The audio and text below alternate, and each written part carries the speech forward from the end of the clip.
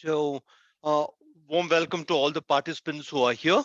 So, before we start, we'll have a quick round of introduction. Yes, no? Good to know each other. Okay, so get up, get up and come here.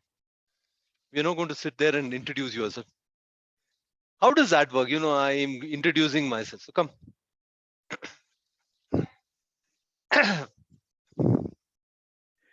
People online, just give me a minute. You can't see what we are doing here. So, yeah, come just form a circle, oval, whatever shape we can form.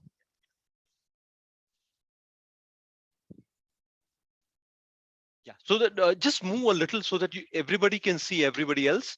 Come in to the circle. Back here. Come in here. Move back, move back. If you move back, so that yeah, so that you just move and let him in. Okay, so yeah, I can this group come in a little. Yeah, come in here. Okay, so you can all see each other. Now you're going to introduce yourself by turn. You're going to tell your name. You're going to describe yourself in one word. Okay, so don't give me a paragraph, one word. Then tell me a little about where you work, what you do, and what is some of the expectation we have. So who wants to go first? Anybody, any volunteers? Otherwise, I choose. That's how they do it in Russia. So in Russia, they have Russian volunteers. Putin points to somebody and says, "Do you want to be a volunteer?" The person says, "Yes, sir." So that's how volunteers are. We'll not do that. Okay, or we'll start with the lady. So yes, ma'am.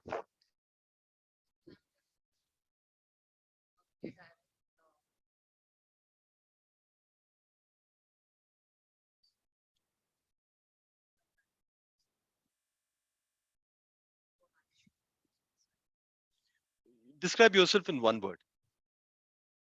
Okay.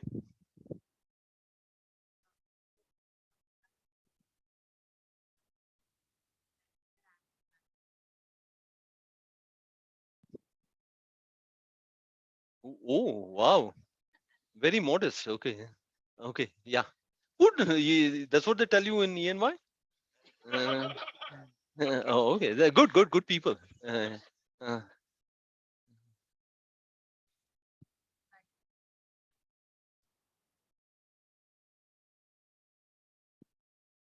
mm. You write content? Oh, okay. So because people who write content, asking them to describe themselves one word is torture. Yeah, 20 words, yes. 20 lines I can describe myself. One word, yes. Yeah. Okay.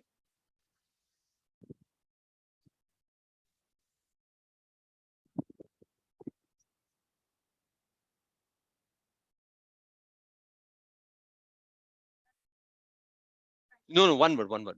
No paragraph, one word. Extrovert, okay. Mm. Okay.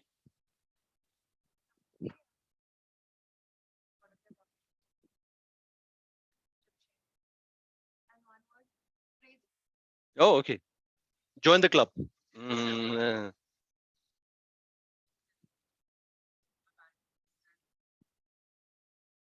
so your one word is okay.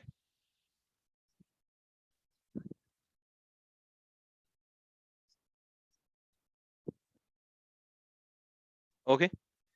Okay. Just join the group. Yeah.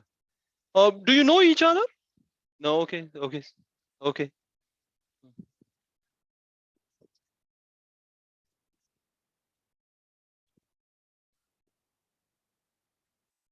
No. Same word. Same. No. That's taken. Now you tell me another word for yours.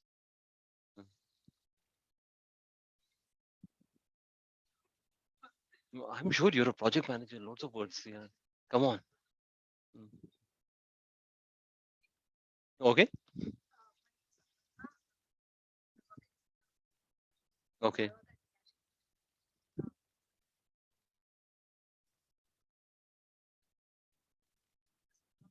No. Too many words. Too many words. Too many words. Dedicated over. So one more word. Mm. Mm. Okay. Mm.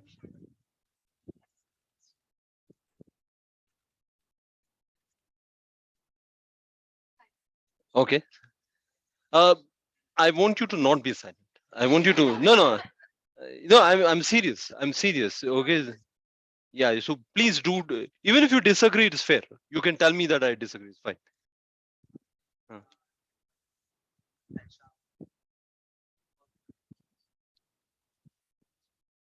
You know, two words. Two words. So you have to give me one word. Huh? You don't socialize. Okay. Uh, oh. Oh. No. No. You need to join. Okay. Okay. Okay. Fine. Uh, okay.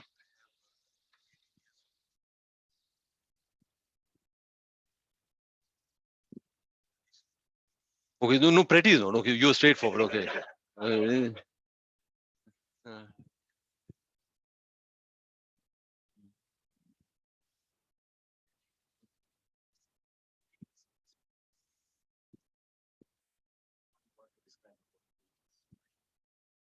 okay. One word. Passionate. Okay. Fine. Oh, so another one, another word, another word. Yeah. Mm. You just join the group. Just come here. Just join the group. Uh,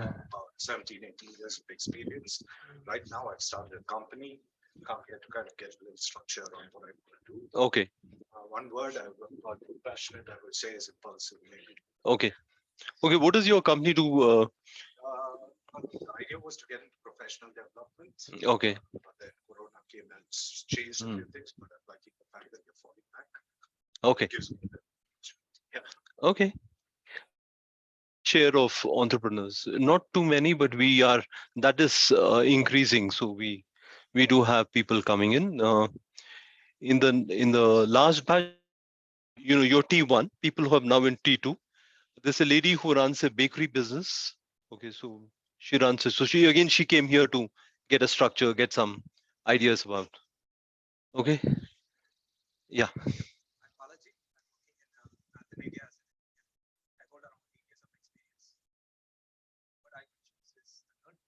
Okay. Mm.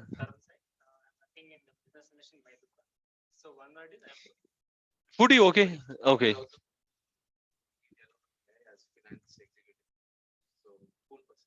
Okay.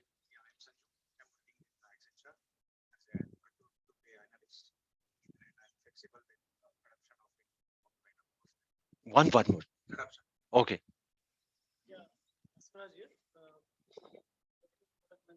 Mm, mm.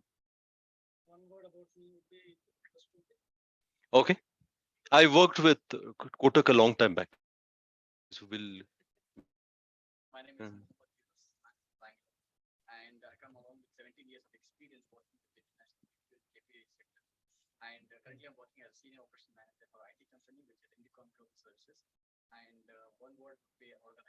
Okay.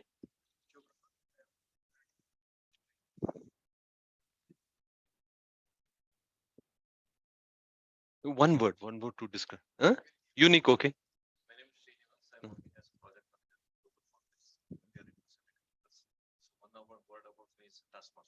Okay.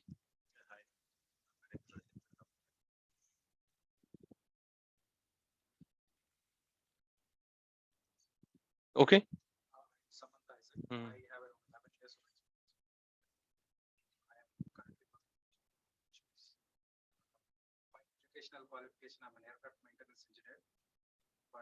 Mm, mm. Okay. Okay.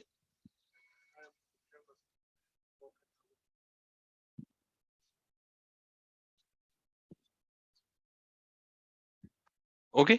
Yeah, we missed out somebody. Ma'am, please join us. Please join us. Yeah. Okay.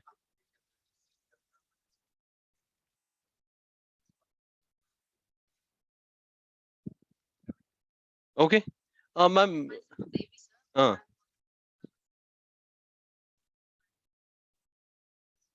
you have to describe yourself in one word.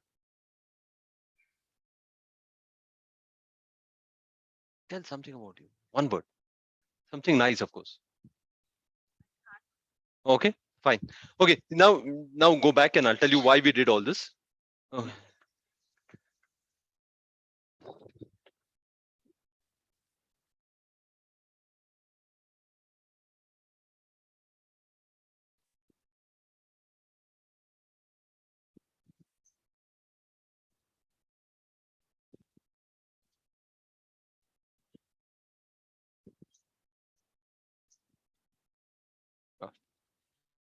Uh, uh, People online, can you hear me? Yes, Yes, sir. sir. Okay. Yes, sir. So now coming to organization behavior, where we will be spending the next 6 weeks talking about the most important resource, which is people. Okay, now what happened was that whenever you look at organizations literally started after the industrial revolution sometime in 1800. You actually saw organization the way we now understand organizations. So large groups of people coming together. But what happened is that from 1800 to about 1945 nothing really happened. And then what happened is that people, a lot of people went to war, World War II, and one of the pleasant side effects of World War II was that they found that they needed a lot of answers, and they also had a lot of learnings that they brought in from the war, and said, "Can we now use that in a corporate scenario?" So a lot of them came back, and they worked for companies, started their own companies. One general went on to become the president of the United States. So there's a lot of war people who had experience in war, people who had experience in leading teams. They brought that experience to the corporate world. The second thing that happened was that management, as we know, is probably the most flexible domain that you can ever find. Management doesn't say that, I know all the answers. Management always says that who has the answers, let me borrow that from them and see if I can adapt them to a corporate scenario. So, uh, organization behavior is one such thing that came out, because what happened was that you had a lot of people working together, and people are both an asset as well as a liability. Okay. So, I'm sure all of you work in teams. Do you have nice teams that you have worked with? Yes. But I'm sure you've also had some terrible people in your team, toxic teams. So it could be either way. So there was a gentleman called Henry Ford. Have you all heard of Henry Ford? Ford Motor Company. So he said, I want only hands and legs. Unfortunately, other parts come to my company. That was a feeling. People management is always messy, because people come with emotions. I'll talk at length about emotions. Okay, so this same set of people, when inspired, can take the company to great heights. When they're destructive, can destroy a company. So the basic thing about it is, so organization behavior is, how do people interact? How do people work together? What are their characteristics? And therefore should give you some insights into managing people. Okay, so this is all about, in organization behavior, we only talk about people. We talk about um, what are people and what are employees, and okay, so fine.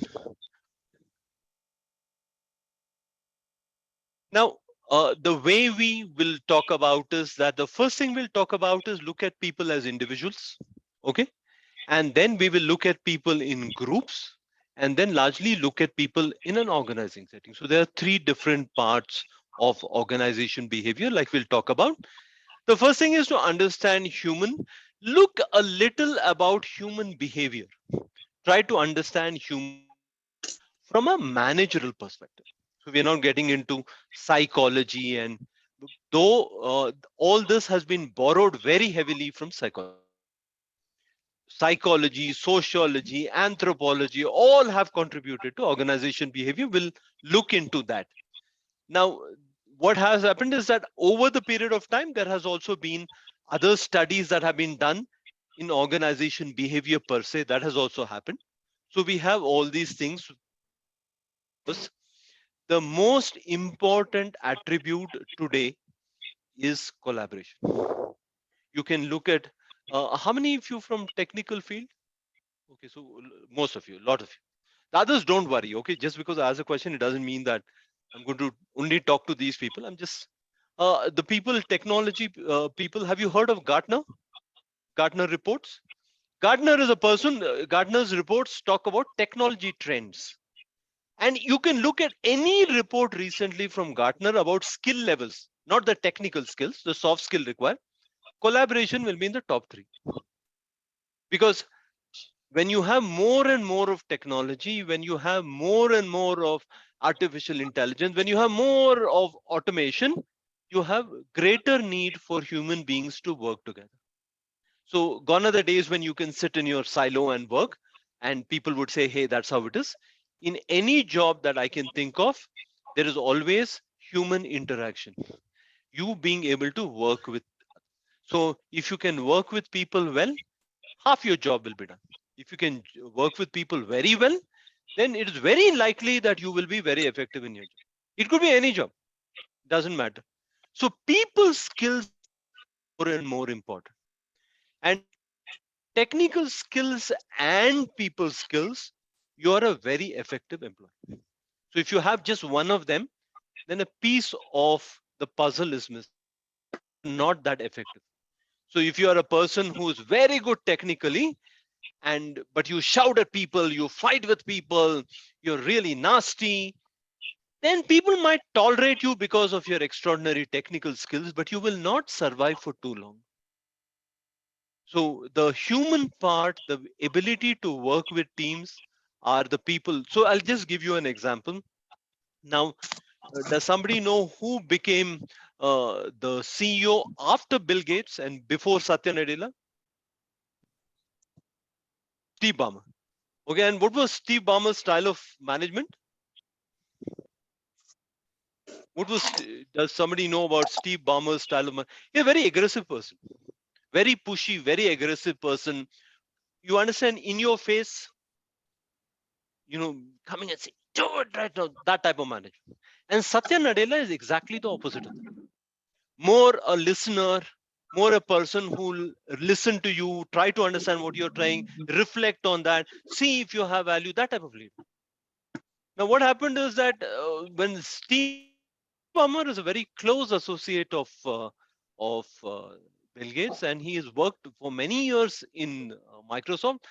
But his abrasive way of talking was actually creating a lot of problems, which is why they had to move him out and bring in Satya Nadella, who's a he's a very effective leader, but he's also a good listener. He's also a person who's willing to talk to you. So if you're looking at the skills of people like that, you look at people like that, or in technology, um, that is how this fellow is, Sundar Pichai is. More and more people, your more and more business leaders are moving towards collaborative leadership styles. Why? Because technology is producing highly skilled workforce. So you don't treat them like children. You don't shout at them. You say how you can work together to produce some results. So more and more leadership is moving towards that thing. So I am the leader, I'm the boss type of leadership style is going out of fashion. It is all about, can we work together? And remember, when you're talking about working together, it is also about talking about working together with people you don't like. That's a skill. If I have a great bunch of friends, it's easy to work with them. What about people you don't like? What about those nasty guys? Yes, we still have to work with them. So that is unfortunate part of an organization and human beings and all that. So let's go on and look at some more parts of. Okay, now, so we will talk about what is OB, and we'll show that. Now, in this, we are also talking about how do sciences, psychology, social psychology, anthropology, sociology, how have they contributed to organization behavior? It is all management always picks up bits and pieces. And because a manager is looking for answers, and if he can find it in some other place, why not? So you have lots of um, uh, what are the few absolutes, and um, what are some of the challenges in applying the concepts that we are talking about, and what are the three levels, and what are the key employability skills that you can develop if you read OB. That's what we will talk about. That So we are going to be talking about motivation, leadership, and such things. Okay, so what happens is that the basic model that we're using, it talks about that there are individuals. The individual comes with all these. He comes with personality. He comes with values. As a group, you have a group structure. Then you have an organization structure, organization culture, and there are processes. And together you have various. The outcomes are could be positive, could be negative. With people, there is no such absolute. There is no such rule that I do this and this is going to happen. It's not a computer program. Okay. Maybe people will react more better than what you expected. Maybe the result will be far worse than what you expect. We never really know. And lots of things go into this. We will discuss that. We'll also discuss your company, your examples.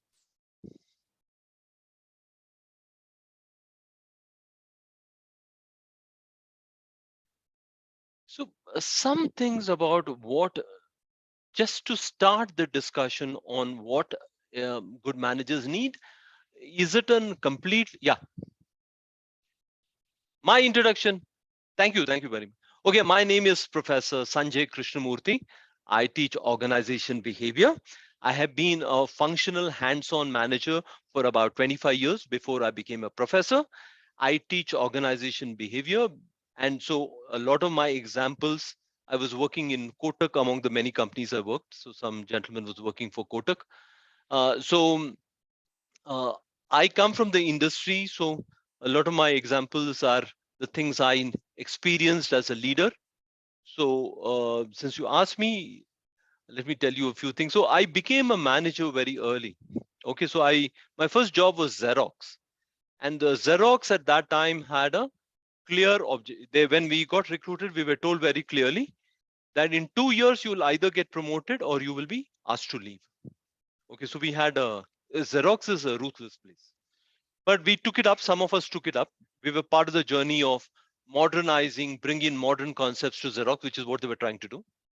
So I became a manager relatively early in my career. And I was given a branch, and a lot of people in the branch were much older than me. So I learned the concepts in my MBA when I did my MBA, but my practical experience is what all these people taught me. So including my favorite person, a person called Rangan. Rangan told me that I have more experience than your age. The second thing he told me is that I come from the army and we have a concept of earned leave in the army. So the entire earned leave that I earned in my career is more than your experience.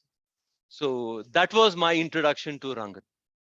So a lot of conflict. I was also a brash know-it-all manager. I was a fresh MBA. I had done well in the company. I thought I walked on water. These people thought differently. And so I didn't, like any manager, I had my successes. I had a lot of failures, especially on the people front,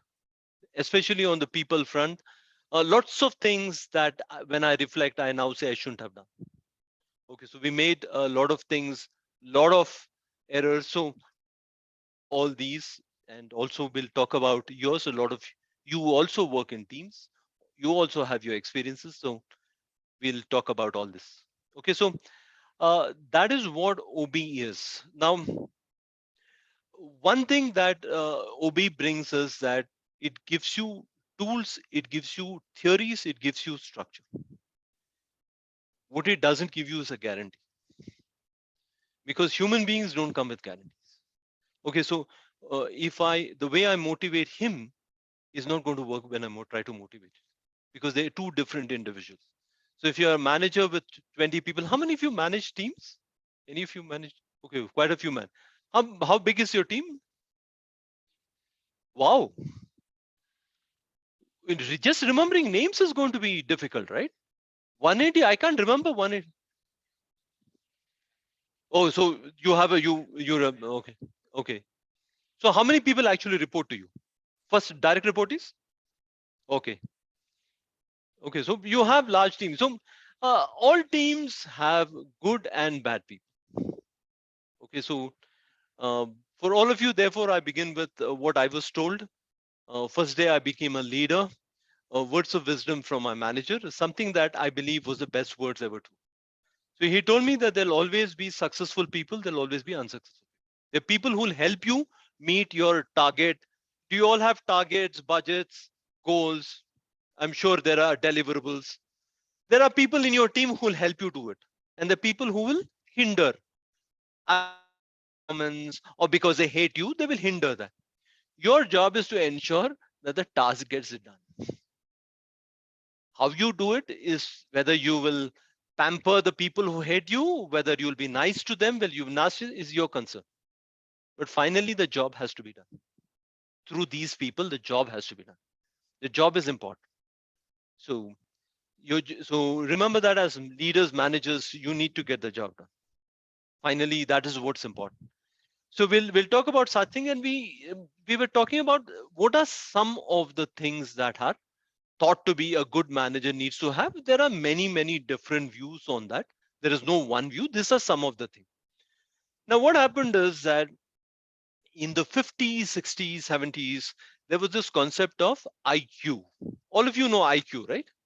Some of you might have even taken an IQ test. Okay. Um, those of you who think that they're very brilliant, a lot of you think you're nerdy. You might have also been scoring very high on IQ test. There's a worldwide organization called Mensa. I don't know if you've heard of Mensa. Mensa talks about, okay, Mensa, MENSA. It's an organization of super intelligent people. It's an honorary thing. I don't think there's a membership fees. So IQ was everything. And IQ largely measured, uh, the intelligence was measured in math skills and skills of language and skills of spatial ability. If these three figures are like this, which will be the fourth, that type of, or this number series, that type of. Now, what happened is that Harvard, all of you have heard of Harvard Business School. Lot of things that we will talk of you come from Harvard Business School. Because why?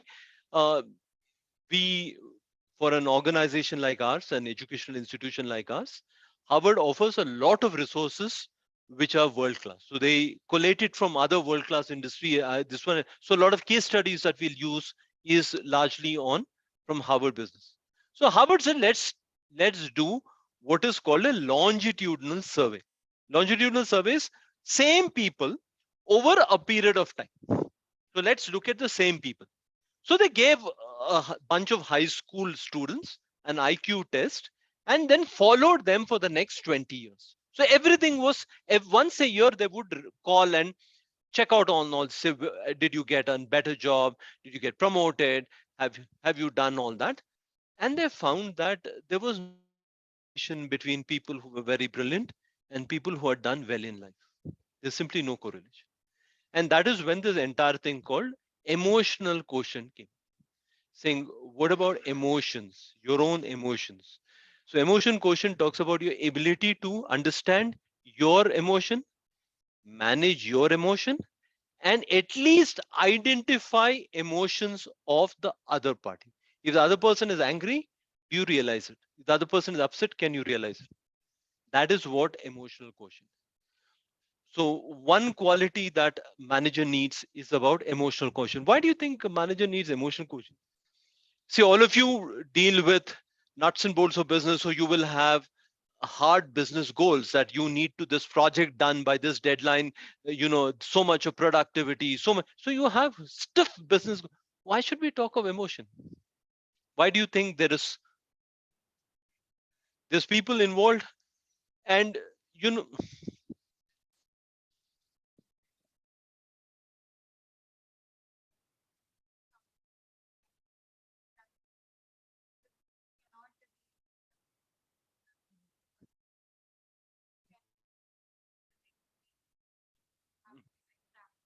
yeah,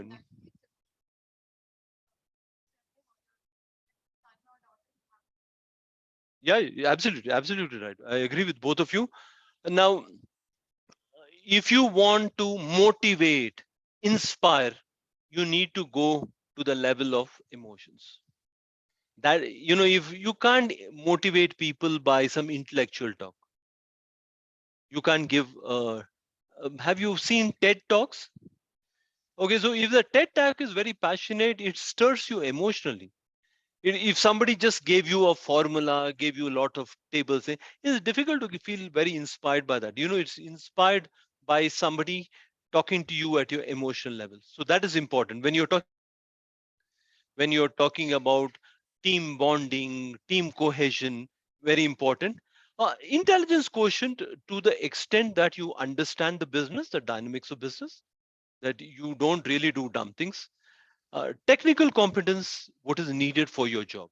Okay, so the other two things is what we are very interested in. Does somebody know what is fortitude? Go ahead, take a guess. What do you think fortitude is? Fortitude is courage. Courage to do what? New tasks, risk, try out new things, introduce new processes, disrupt the team a little, don't get them too comfortable. That is something that managers do. And the other one is resilience. Resilience is the ability to spring back. Okay, so if there is a failure, do you do you spring back, or do you say, "Hey, I failed. I uh, I did something." Somebody was telling me this story about KPMG. I was talking to an HR guy. You all know KPMG, right? Like some of you, I'm sure have heard. So they got this guy, chartered accountant, um, brilliant academic record. Didn't last 6 months in KPMG. And why did he not last 6 months in KPMG? His answer is, for the first time in my life, I felt very average. Exit interview response. That he found that, I was always a super brilliant guy, topper in school, some state board rank holder, and all that. I come here, I find everybody like that. Not so. He didn't do very well. So, are you like that, or do you find somebody who's knocked down, and do you keep do you keep trying out new things and trying to keep coming up with things? And if there is major failure, then what happens is that, can you spring back? Okay, so let me give you a corporate story about resilience, and we go to, you will keep hearing a lot of stories. So what happened was that, when the US launched a major launched a major marketing effort, what happened is that people liked Pepsi more than Coke in a blind test. Blind test is, I don't show you which is Coke, which is Pepsi. I asked you to drink from both and say which one would you like. And Pepsi is sweeter than Coke, so more people preferred Pepsi. And they used that in a very, very large campaign. And Pepsi started gaining market share at the expense of Coke. So the CEO of Coke panicked, and he did something that he shouldn't have done. He decided to change the formula for Coke. Basically, he made it sweeter. So John Scully, who was the CEO then, later to be a disastrous CEO of Apple, he said that, he was asked, "What do you think about Coke changing their formula?" He said, "Yeah, Coke has changed the formula. They have made it better by adding Pepsi to it because they made it sweeter." So it's a disaster, all round disaster. Okay, all round disaster. So you know what would happen to the CEO? With There was a huge backlash, and it was called Classic Coke. So there were Classic Coke, they started, there were people who formed classic Coke communities and said, you have to bring it back. And they immediately brought it back. They realized the blunder. So what happened was that it was a colossal career ending mistake by the CEO.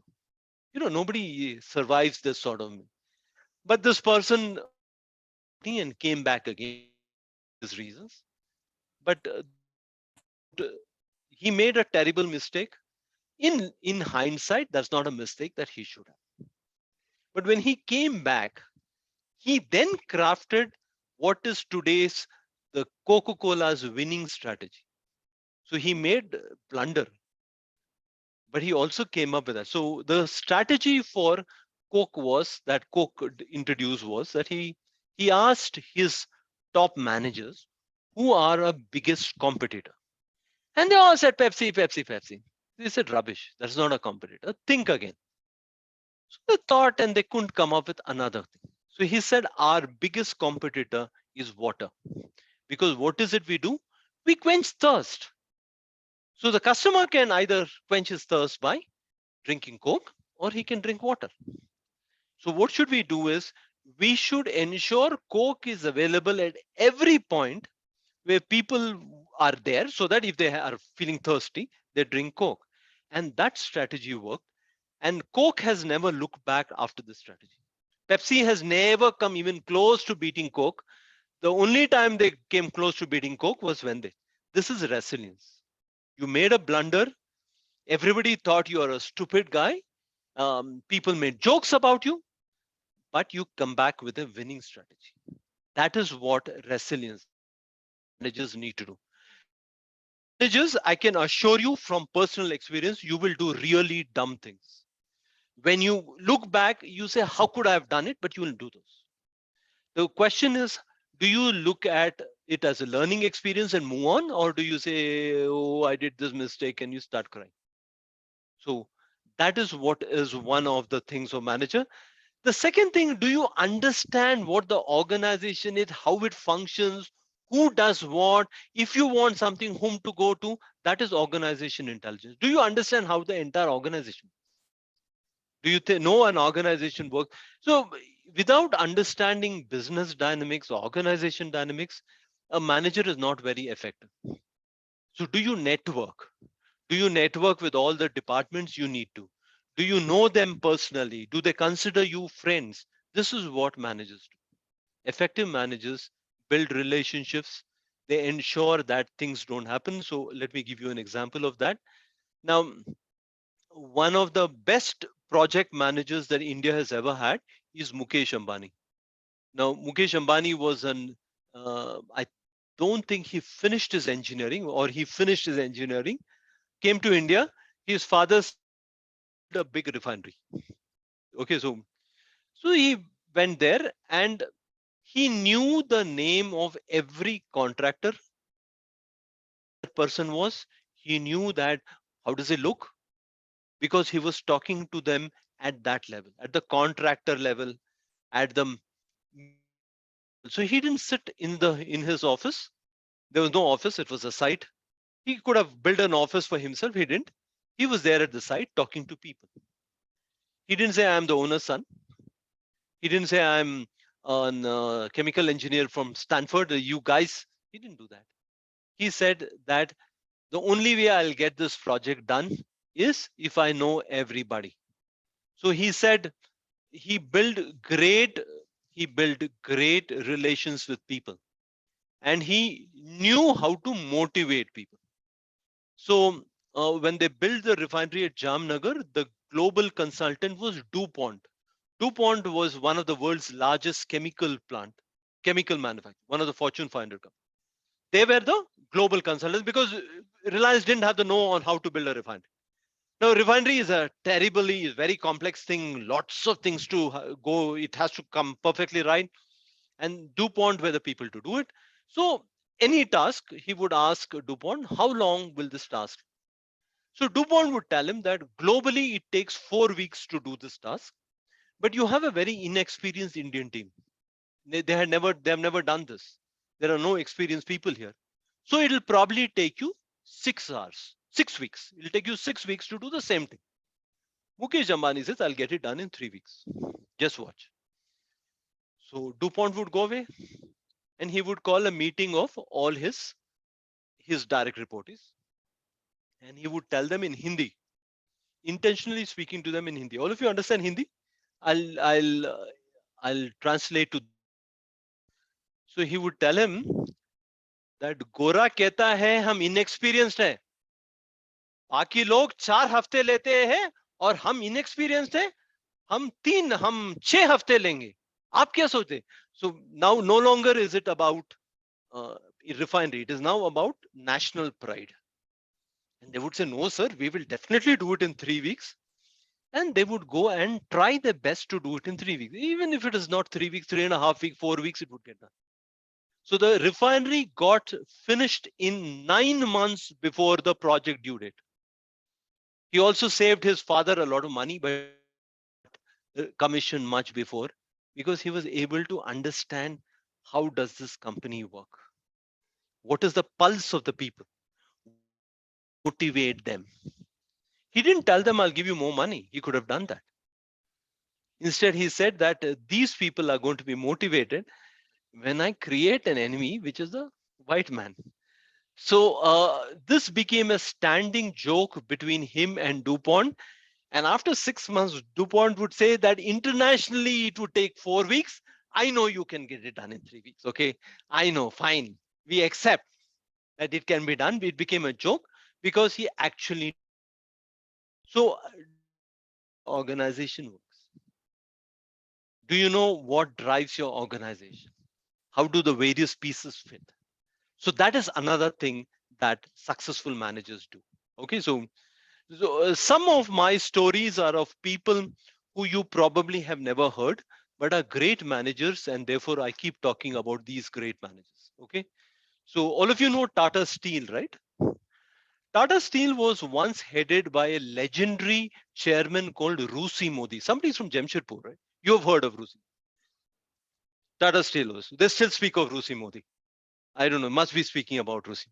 Rusi Modi was the legendary chairman of Tata Steel, built Tata Steel to the company it is today. Of course, there have been other very, very good chairmen that they have who have taken it forward. He, at that time, I think Tata Steel had 27,000 employees. Rusi Modi knew the names of 27,000 employees by face. He could put a name to every face. Why did he do that? He didn't sit in his cabin. He would be roaming around that and he would be discussing with people. If there's a problem, he would not call for a meeting of all the senior managers. He would go to the floor, call everybody and say, why is there a problem? And he would understand, various people would give various perspectives on what the problem was. It would become clear what the problem was. It got sorted out. So the entire organization worked because he ensured that there is no hierarchy. Decision making is quick. If there's a problem, resolve it. And I'll support you to do that. So that is why it was a very successful company, build a very successful company. So I'm not asking you to remember that, but do you know all the people, all of whom support you? If you know relation with that, that is what anyway we find. Uh,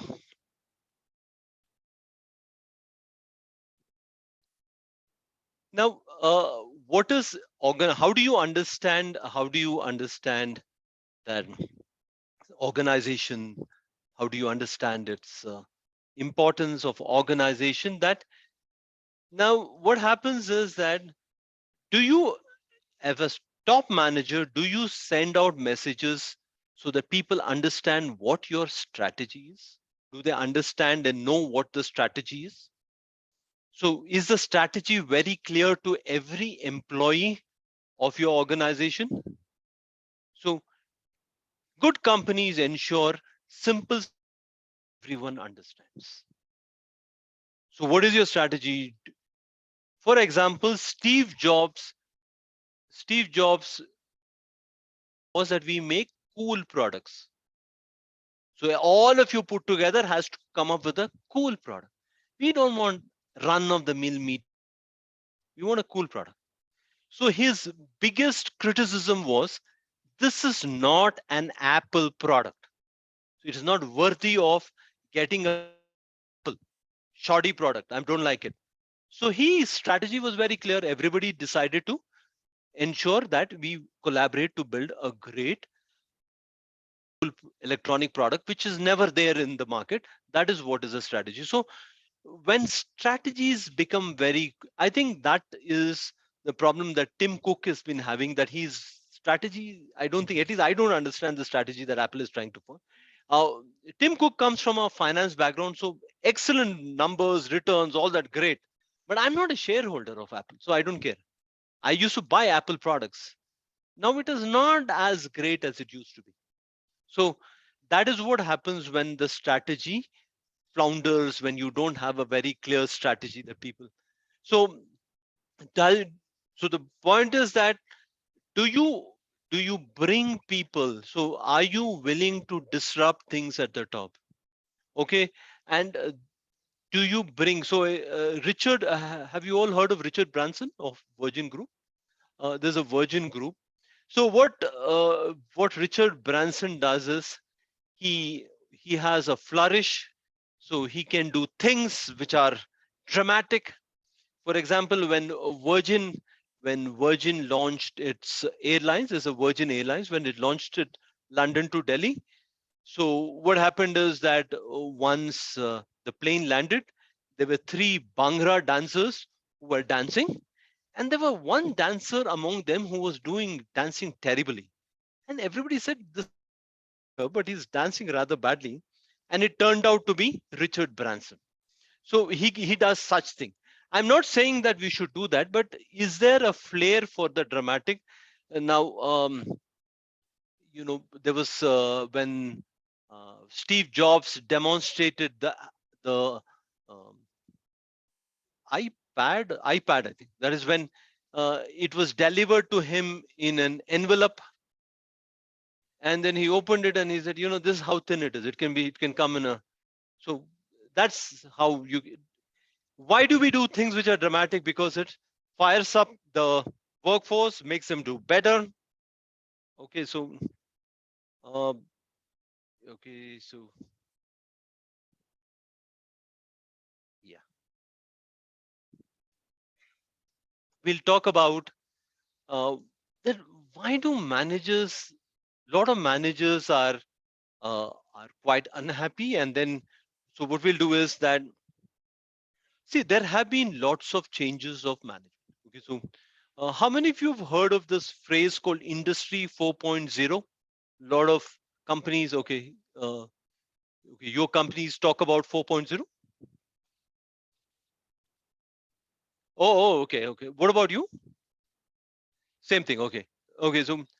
So what happened is that 1.0 was industrial revolution. 2.0 was when computers first came in. Third was the internet, and now can we use AI, ML, and take it further? Okay, so what? Too many changes, too many things happening very quickly, and the manager is getting. He says, "How do we ensure all these changes are implemented? How do we ensure that things happen?" So managers are getting more and more frustrated. Work from home brought its own challenges. Are you all back to office? Are some of you still working from home? Working from home? Okay, you're still working from home. Is that going to be permanent? That's a permanent arrangement in your company? Okay. Oh, so that is how the company operates. Okay. Some of you have a hybrid thing. So how many days you work from home? Or 3 days home, 2 days you come to. So see, all this is very nice. The top manager says this is a hybrid model. The man implementing it is going to have the problem. How do I ensure that the team feels that it is part of the same team? How do I ensure? How do I have a team meeting? How do I ensure status reports are given? All those problems. So the manager's lot is getting more and more complex. This is resulting in a lot more frustration for line managers because they are getting more and more, and the change happens very, very quickly. you know Work from home was unfortunately foisted on all of us. We all did that. We had never done uh, we had never done online classes. We were forced to move all the classes online. We did all that, but it creates a lot of frustration in the managers. So the manager gets more and more frustrated. The manager says, "Hey, where have I come in?" And then we moved from, how many of you are in actual software development? Okay.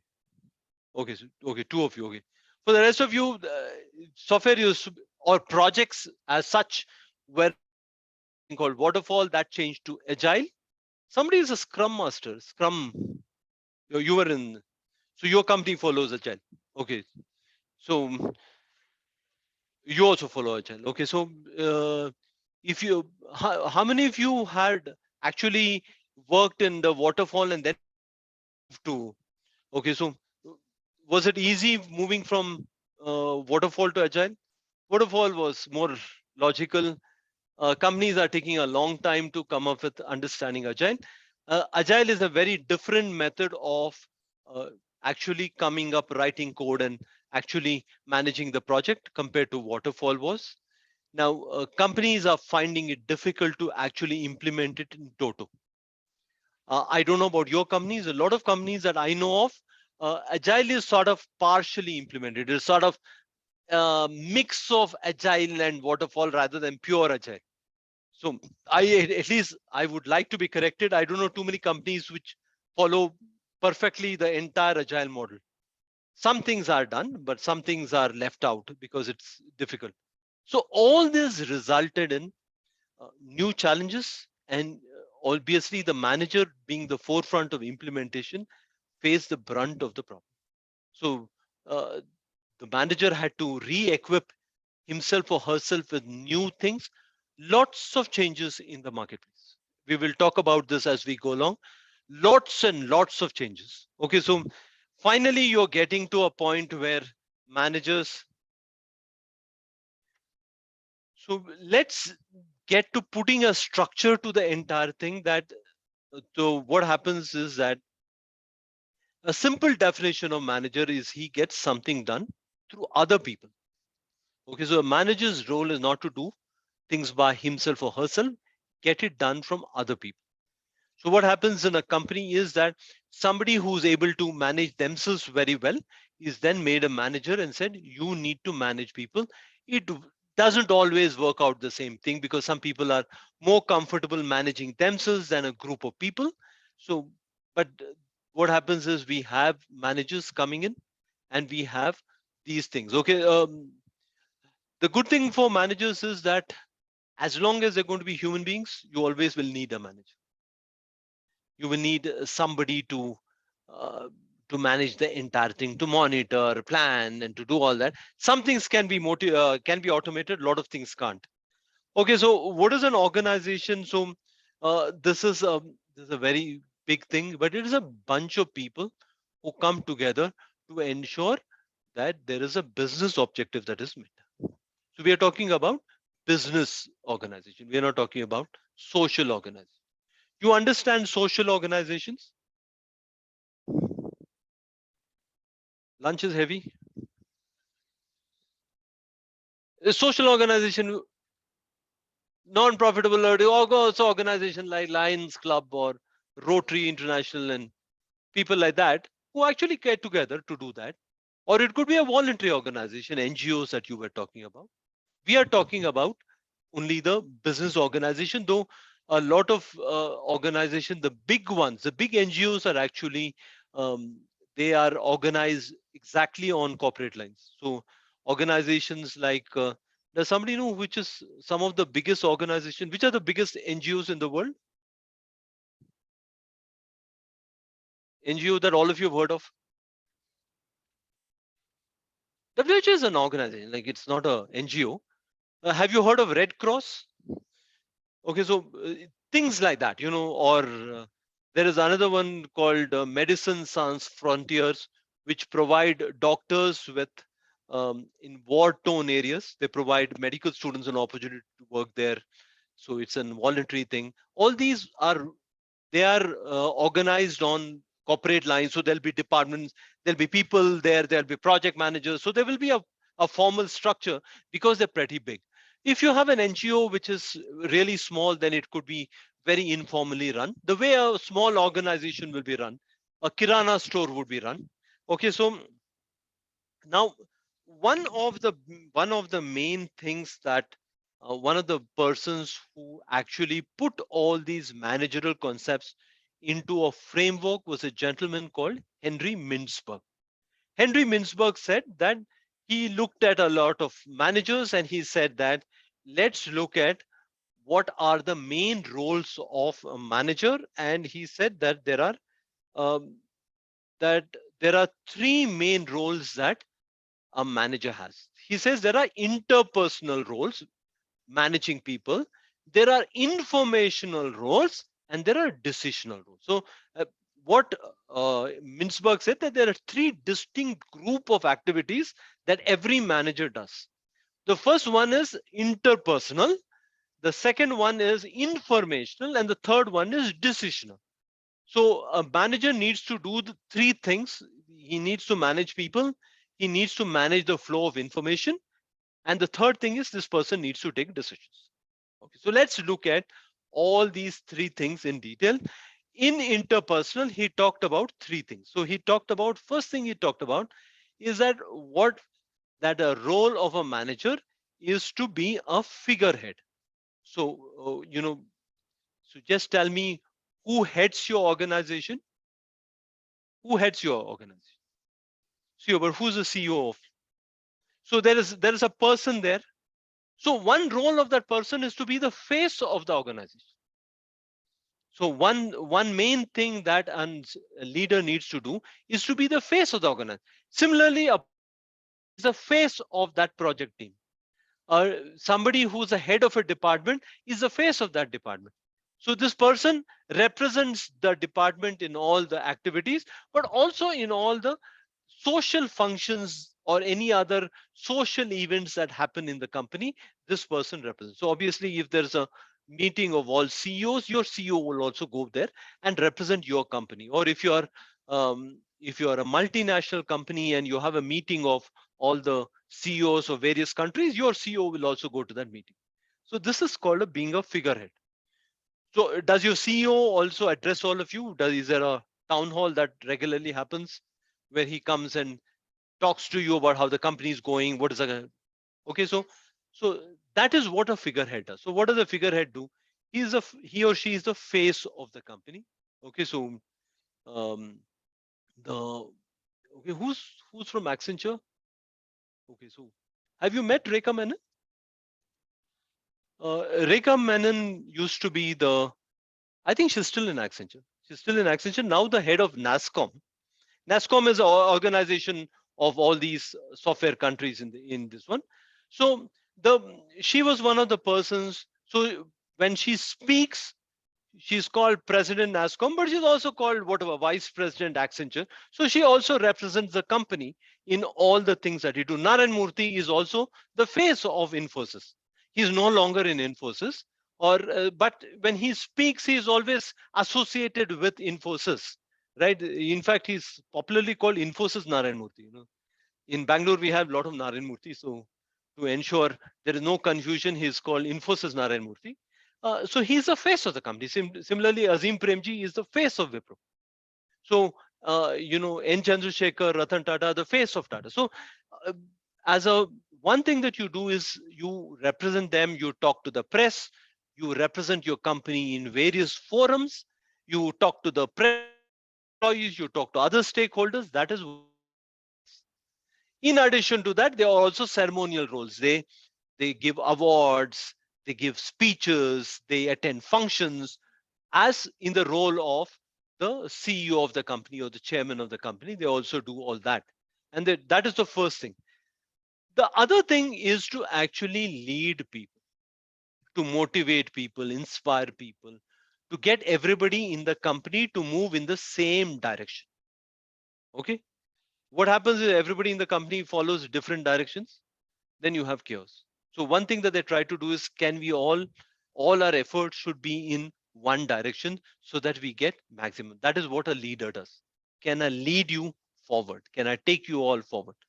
It could be in the leader job is to ensure that we've had a lot of successful business leaders, and there is a lot of leaders there. So let me talk about some of the leaders.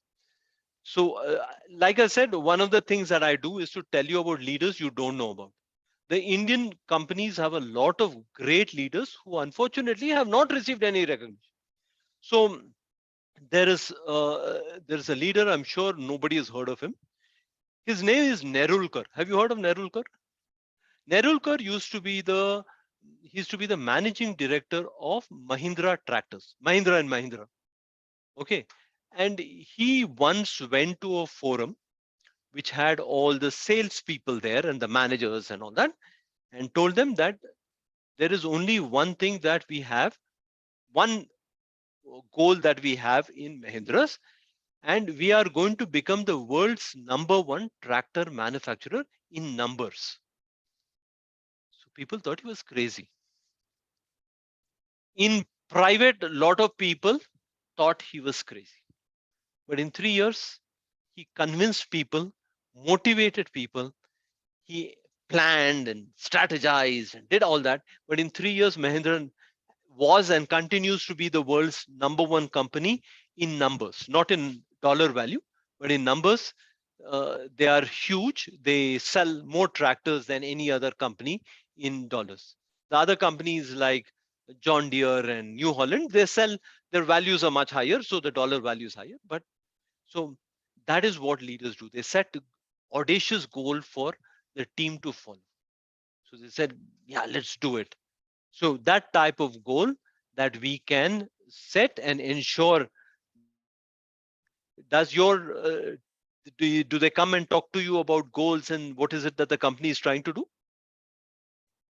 Do they do that? Okay, so a good leader comes and tells you this is what we are trying to do, and everybody has a role to ensure that, right? That is why you're there in the company. Now the other thing that they do, the last thing that they do is that they need to, if you're a middle management or even if you're a CEO, there are a lot of people who we need to deal with. Okay, people in projects are very familiar with this term called stakeholders, right? All of you use the word stake. Uh, the other people also, now we all understand stakeholders, that anybody who has, who I need to use, I need to interact with is a stakeholder. So I need to talk to people. So if I'm in production, I need to talk to people in logistics, people who are going to manufacture. I need to talk to people in maintenance. I need to talk to people in purchase. I need to talk to my customers. So all these things, I need to liaison among all these different roles. So my role is that I need to ensure that all these people support me, support my organization in doing. So there are, as you go up the ladder, the number of stakeholders increase dramatically. And when they increase dramatically, what happens is that you therefore need to ensure that all of them are taken care of. Oh, what's the time? Okay, so we have time. We have time. We take break at 3 o'clock. So you can tell me around that. Okay? 3 o'clock is fine. Or if you're very sleepy, we'll take it now. Huh?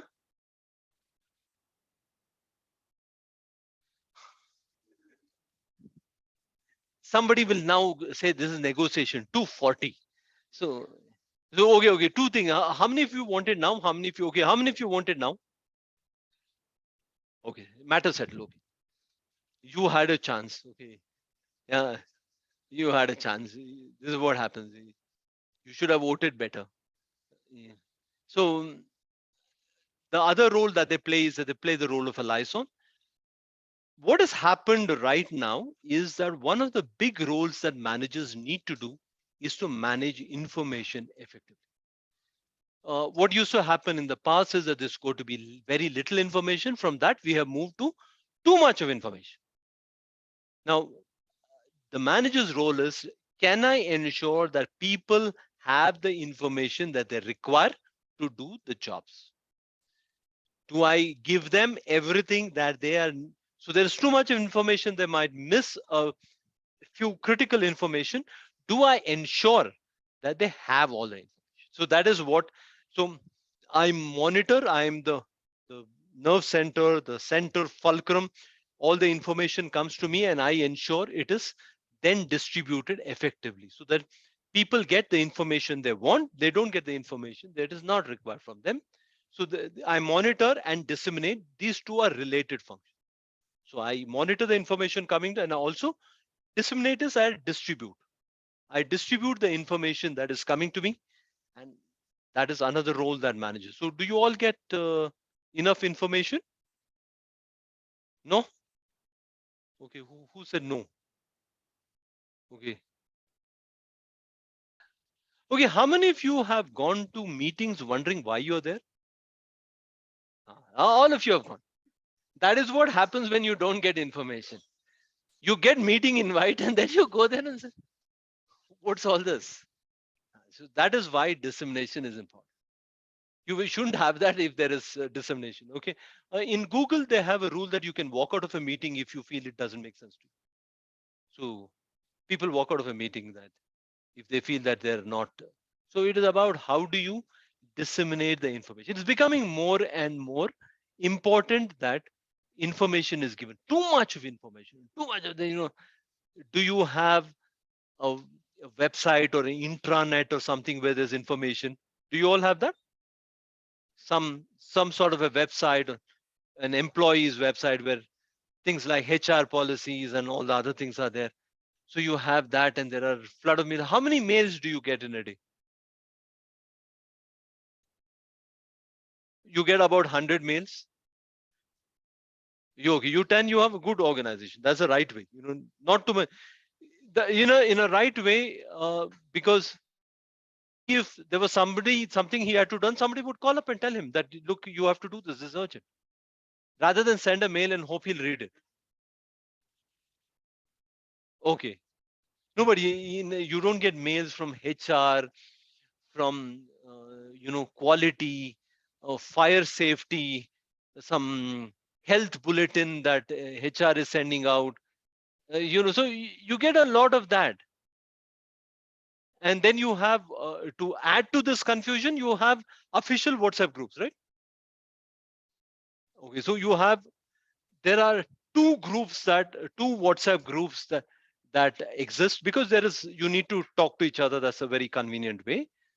So there are usually groups that's official, and there's an unofficial group without the manager where actual discussion, honest discussion happens. Because they all say, yeah, what do you think of this plan? No, thumbs up emojis, all whatever. Oh, clapping emoji. Oh, all that given. The actual feedback is in the informal group. So you have information coming officially, and there is an informal information coming, an informal spin being given. So all this has meant too much of information, just too much of information, not all of it useful.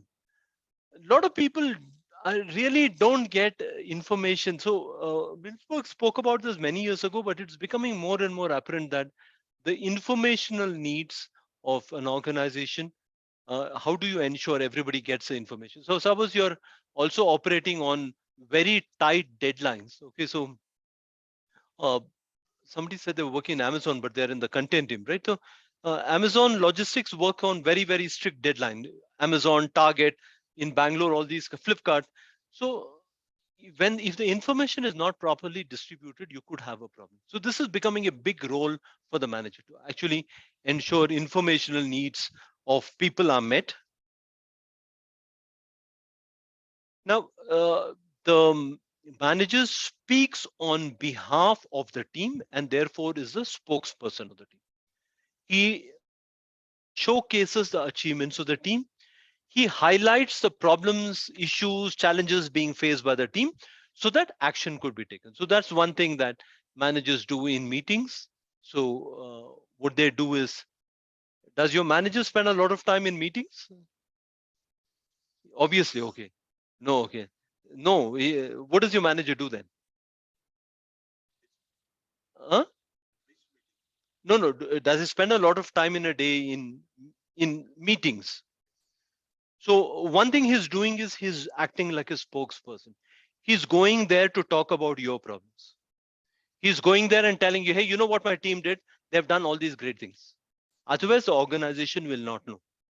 So that is one key role that managers play, that they have to showcase whatever is happening in their teams, and also raise those issues which the team is facing problems or having issues with, or not getting enough resources, all those issues that the manager needs to raise. That is why meetings.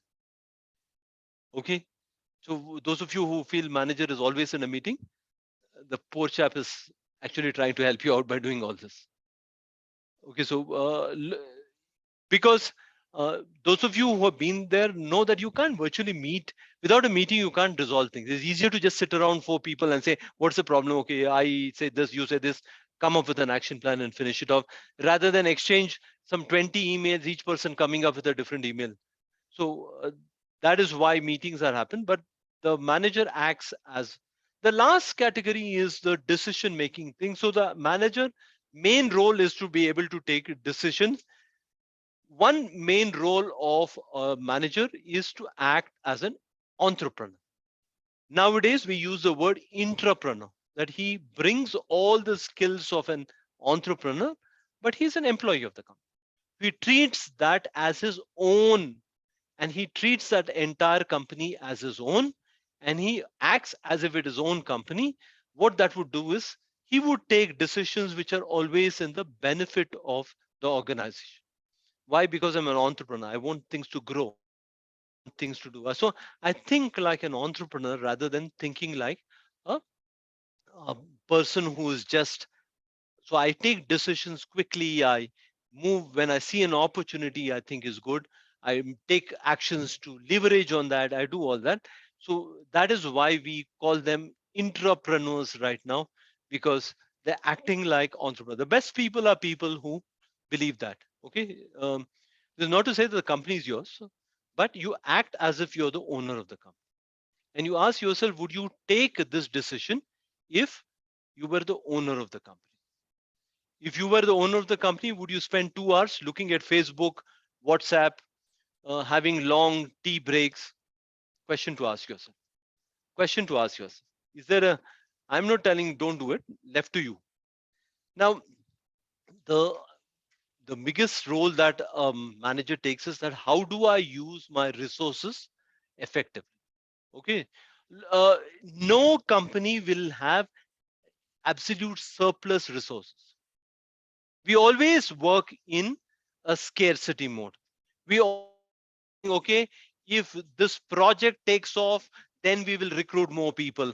Or if this project does well, we'll add more people to that. So it's always a scarcity mode. So how do I use my resources effectively? Okay, so uh, how do you think resources should be allocated? How does your company allocate resources? No, but obviously you would like to have as many people. There's also a cost implication. Your product requirement, what should be prioritized? See, no. Skills is, sir, sir, entrepreneur. Nobody say entrepreneur doesn't recruit on skill set. He recruits on something else. Budget, more than budget. Depend upon the workload. On the workload, on something else. More than that. Cost to the company, more than cost to the Person company. to take care of the activity. No, revenue to the company. If I recruit this person, how much of revenue will this person bring? Oh, this person will bring me a lot of revenue. Please come in, sir. I will accept all your demands. You are not revenue generating, then I will go slow on those departments. So that is why you find that in any company where somebody is indirectly bringing in revenue, those departments get manpower a lot easier. Why? By putting more people, I am increasing my chance of earning more money. So in an IT company, if I have a project earns money. So yes, you get resources. If your quality, yes, you improve quality long term, fine. Would you get a lot of people? No, that's what happens. So any place where that is how a manager thinks like an entrepreneur, think that if I have to prioritize, I'll prioritize those departments which bring me directly revenue. And it is not to say the others don't get it, but they may probably not get it at the same pace as a revenue generating department. So you have departments that all the revenue generating departments. So if you're in manufacturing, direct production gets more people to put it because obviously you can produce more. Sales people are taken because so that they can sell more and get that. All these are revenue generation. Would you recruit somebody in something in safety or something? Yeah, it's very important. We all did, but we go slow on that. So all organization work on scarcity of manpower. No organization have people sitting around waiting for work to come. In your company, to do, is there somebody who's just hanging around doing nothing? Don't tell me my manager, but I know we all think about our manager the same way, but for a person who actually works very hard, the nobody can sit around because resources are limited. Okay, so what happens therefore is that there should be maximum utilization of the resource. So sometimes you might have, if the demand picks up, uh, or if the customer gets pushy, you might have a lot of work coming to one department and then say, let's pump in more resources because this is going to become big. We might get more business out of this customer. So that is what a manager does. How do I manage my resources? The last thing that a manager does is he negotiates. Okay. Does a manager negotiates with you? So what does your manager negotiate? Oh, he no no. Then he'll no. He will he's negotiating with you every day. He negotiating with you every day. I assure you. I so for yeah. So what happened? Suppose he says no, this work has to be done today. What will you do? You say 2 days, yes. So then manager says no. 2 days is too much. That is negotiation. So it happens every day. Okay, and you will say no. I need a hike. A lot of things have gone up. Petrol prices have gone up. How can you pay me that? There is a negotiation. So there's about negotiation. Remember, negotiation is not bargaining. Negotiation means win-win. Negotiation means okay, fine. You stretch a little, I'll stretch a little, and we'll get this done. Okay, I wanted it in 1 day. You wanted it. You said 2 days, 1.5 days. Let's do it. Delay. You stretch a little to do that. So both of us go away happy. That is what. The more you. So somebody's from Bueller, right? Yeah. You're in production. IT. Okay. So you're in production.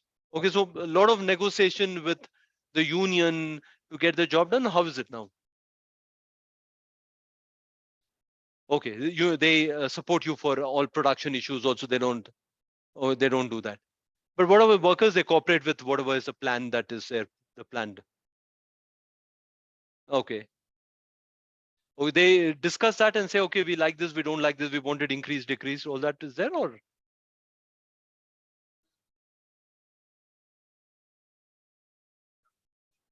okay, okay. The reason I'm telling is it's a normal thing that managers do. Okay, so how many of you are asked by your managers to work on holidays?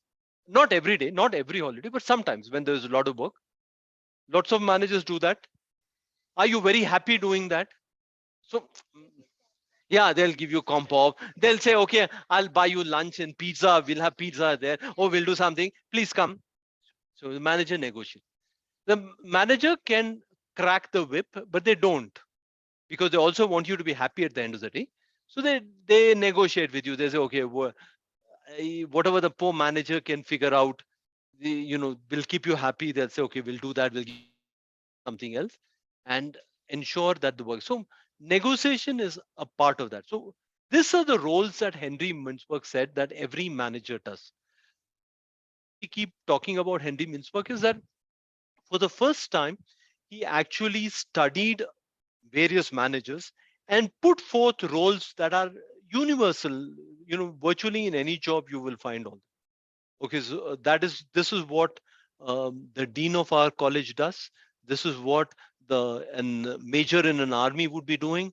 This is what a CEO in a company manager would be doing. All of them would be. You might be doing more of one and less of the other, but you will be doing all the roles. You might be doing. Information might be easier in a school like this, but it might be a lot more difficult in a corporate scenario. So various roles.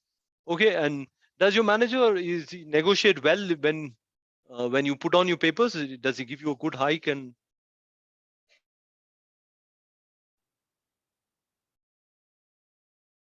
oh, they don't have a honest thing. Okay, fine. What this is what we can do. That's bad.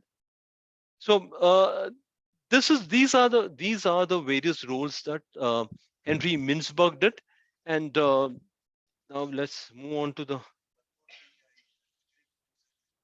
Uh,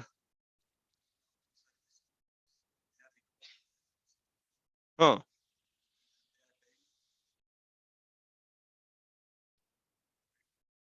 why? What is the Scrum Master needs to manage the entire thing, right? He has to conduct.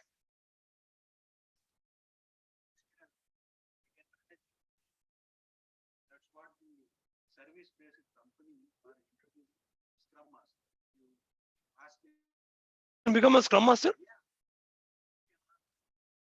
Okay, okay. Uh, okay.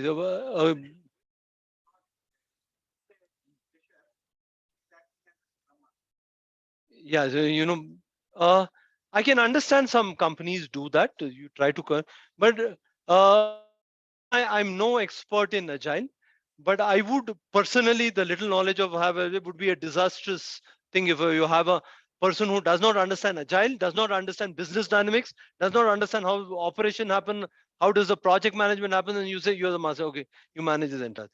The person is very, but even then, huh, hmm, I pick the skill.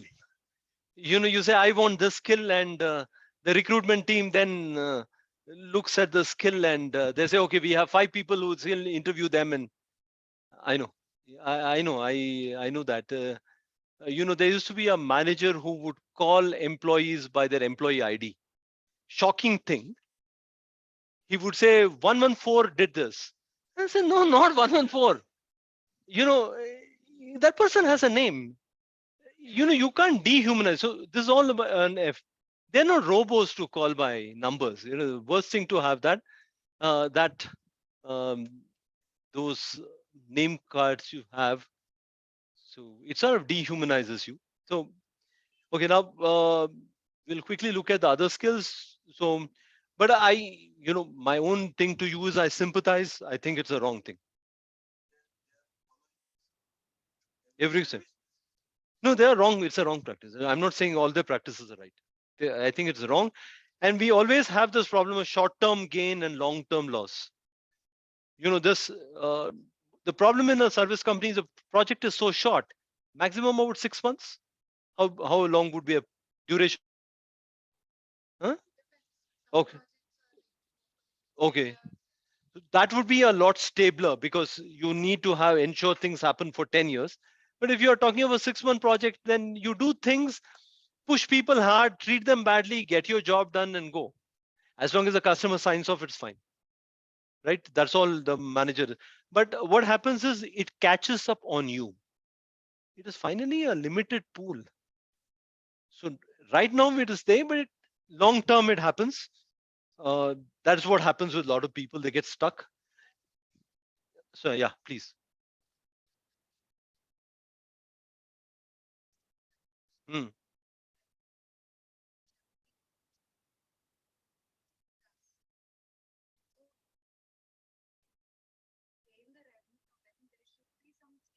Yes.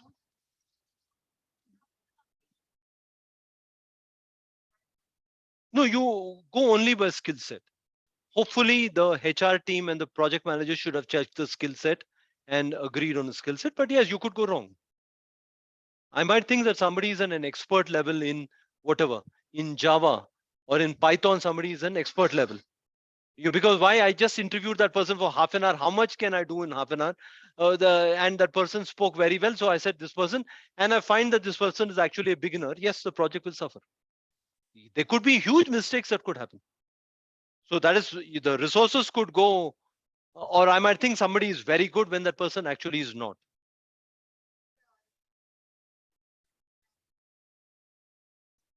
Yeah, the reason why you look for skill set is to ensure revenue happens. Yeah, it's not going to happen if they're, yeah, they're directly linked. They're directly linked. But also always, where do you work? Intel. Okay, but you have it a little better. Uh, in a pure play service company where resource,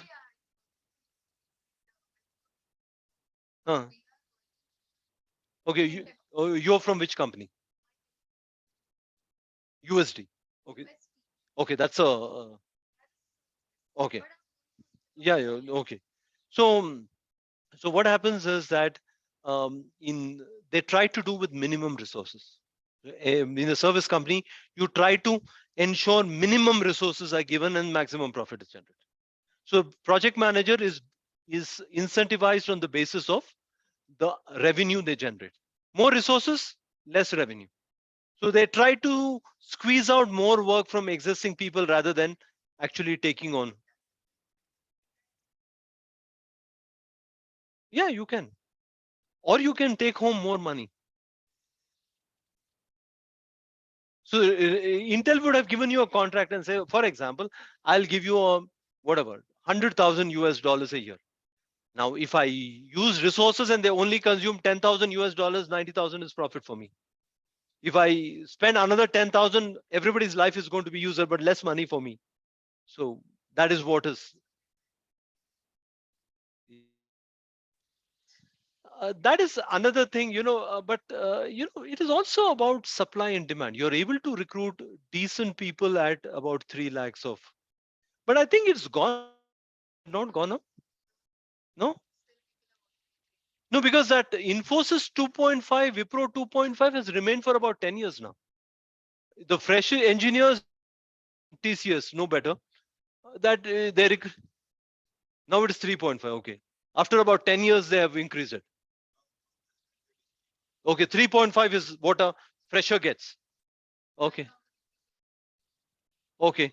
So uh, why is it happened? Too many software people.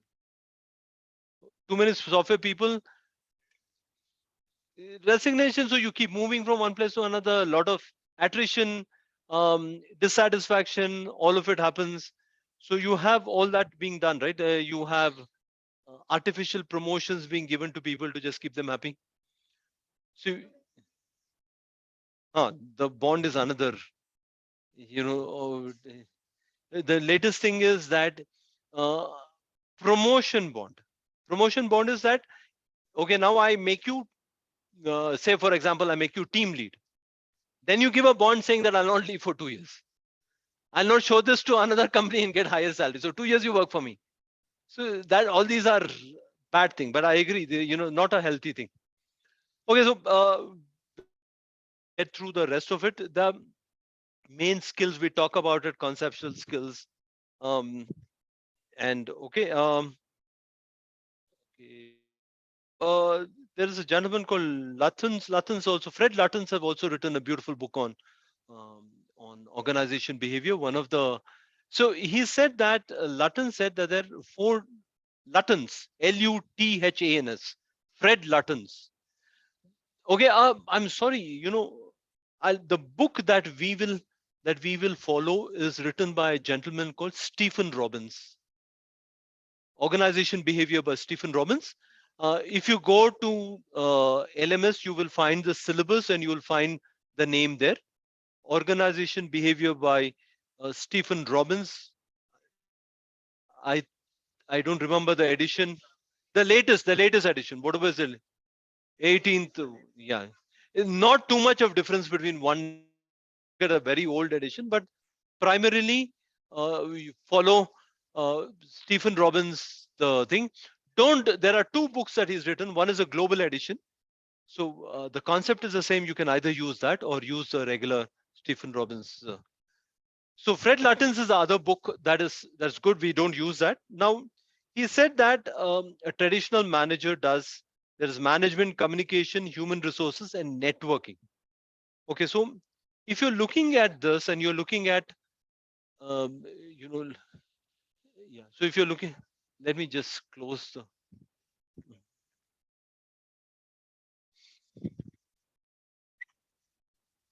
Okay, so I just give me another 10 minutes and then we break.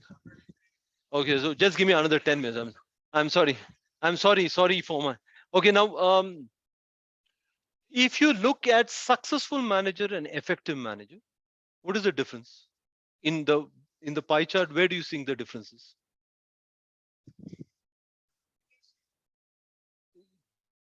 Working that an effective manager spends more time in communicating, whereas a successful manager spends more time in networking. What does it tell you? What is the lesson? Okay, these are nice. No, no, not both are important. What? Who do you call successful? Who do you call effective? Who is a successful manager? Successful manager. A job done is an effective manager. Who's a successful manager? Job done, and he knows how to get promoted. Successful manager is a guy, obviously he's climbing up the ranks. An effective manager gets the job done. What is the difference between those two? Networking. So not only is this person doing a good job, he knows enough people and is telling those people that he is doing a great job. Okay, so the um, normal example given for this is that fish lays eggs. Fish. Okay, so how many eggs do you think a fish lays at one time? Thousands, thousands. How many eggs that a hen lay at one time? One. What does a hen do after laying an egg? It creates a lot of noise. Quack, quack, quack, I laid an egg, I laid an egg. The poor fish has gone and laid 1,000 eggs, kept quiet about it, went to some quiet part of the river or ocean, laid eggs, pushed off. The hen has made a big song and dance. So everybody is always impressed with hens. They're less impressed with fishes are effective. The successful people are people who also know how to make the song and dance and how to promote them. Yeah. Is it the ideal situation? No. Is it normal? Yes. So if you're very quiet and you just let your work speak for itself, I can assure you it doesn't. My boss knows I'm doing a great job. He does not. Why? Because he has a hen going and telling him every time, I've done a great job, I've done a great job. After some time, the manager starts believing that, yeah, this person is telling so much, must have done a great job. The other person not telling anything, maybe not well. Because there are only so much of reports that I can read and assimilate daily. Okay, so I go by perception. So that is what Fred Lutton's, this one is there. Okay, we don't have this. We just do this last one and then break for tea. This is to show you that these are the various subjects which have contributed to OB. Okay, we have borrowed heavily from psychology. So when you are talking about motivation, learning, perception, personality, all of them come from psychology. Okay, so obviously it's been changed, adapted for business environment. Similarly, when you're talking about communication, power, conflict, we're doing something called social psychology, psychology of groups. We also look at sociology when we talk of teams, team behaviors, and we look at anthropology. Anthropology is study of human beings in a group. So we look at anthropology when we are talking organization and power in an organization culture. So this is how various subjects have contributed to organization behavior. In fact, if you look at management, most of the management has drawn heavily from various subjects. Like I said, management looks for answers. whichever subject gives the answers, they are willing to listen to them. So you look at um, when you look at big data, obviously it comes from engineering, it comes from computer science. If you can use it for analytics, why not? So that is what these subjects have contributed. So now, so let me break for tea here, okay? And then when we come back, we will talk about diversity and importance of diversity in an organization. Okay. Okay. So what's the time now? 3:20. We are back. Okay.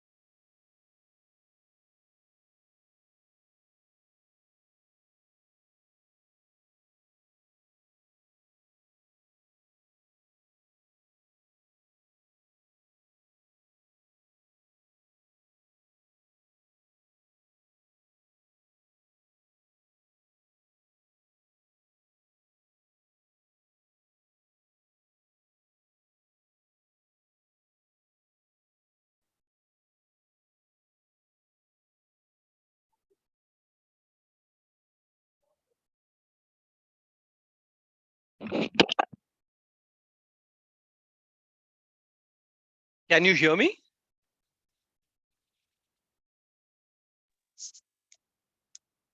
Can you hear me? Okay. Yes, sir. Yes, sir. Yes, Okay, sir. thank you. Okay, now this is how the textbook looks like. This is the textbook. It's called Organization Behavior by Robbins and Judge. Okay, if you are, there is also an Indian edition. The Indian edition would have Niharika Vohra as the third author. But Stephen Robbins and Timothy Judge are the main authors for this. This is the textbook that we will be using. Okay, so this is how it looks. They're very fond of animals. So if you're looking at the global edition, it'll have elephant. This has penguins, and they always have some animals or something. So that is the textbook part of it. So let's start by talking about diversity in organization. So all of you understand diversity? Yes? No? Okay. How many of your organizations actually have diversity hiring? Have a program for you have a you're from Accenture. Accenture have a okay. Your company has. Your companies also have diversity hire. Okay, what do they hire in when you're talking of diversity hiring? What does your company hire?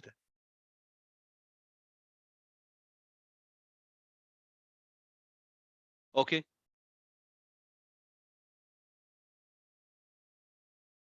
okay, okay.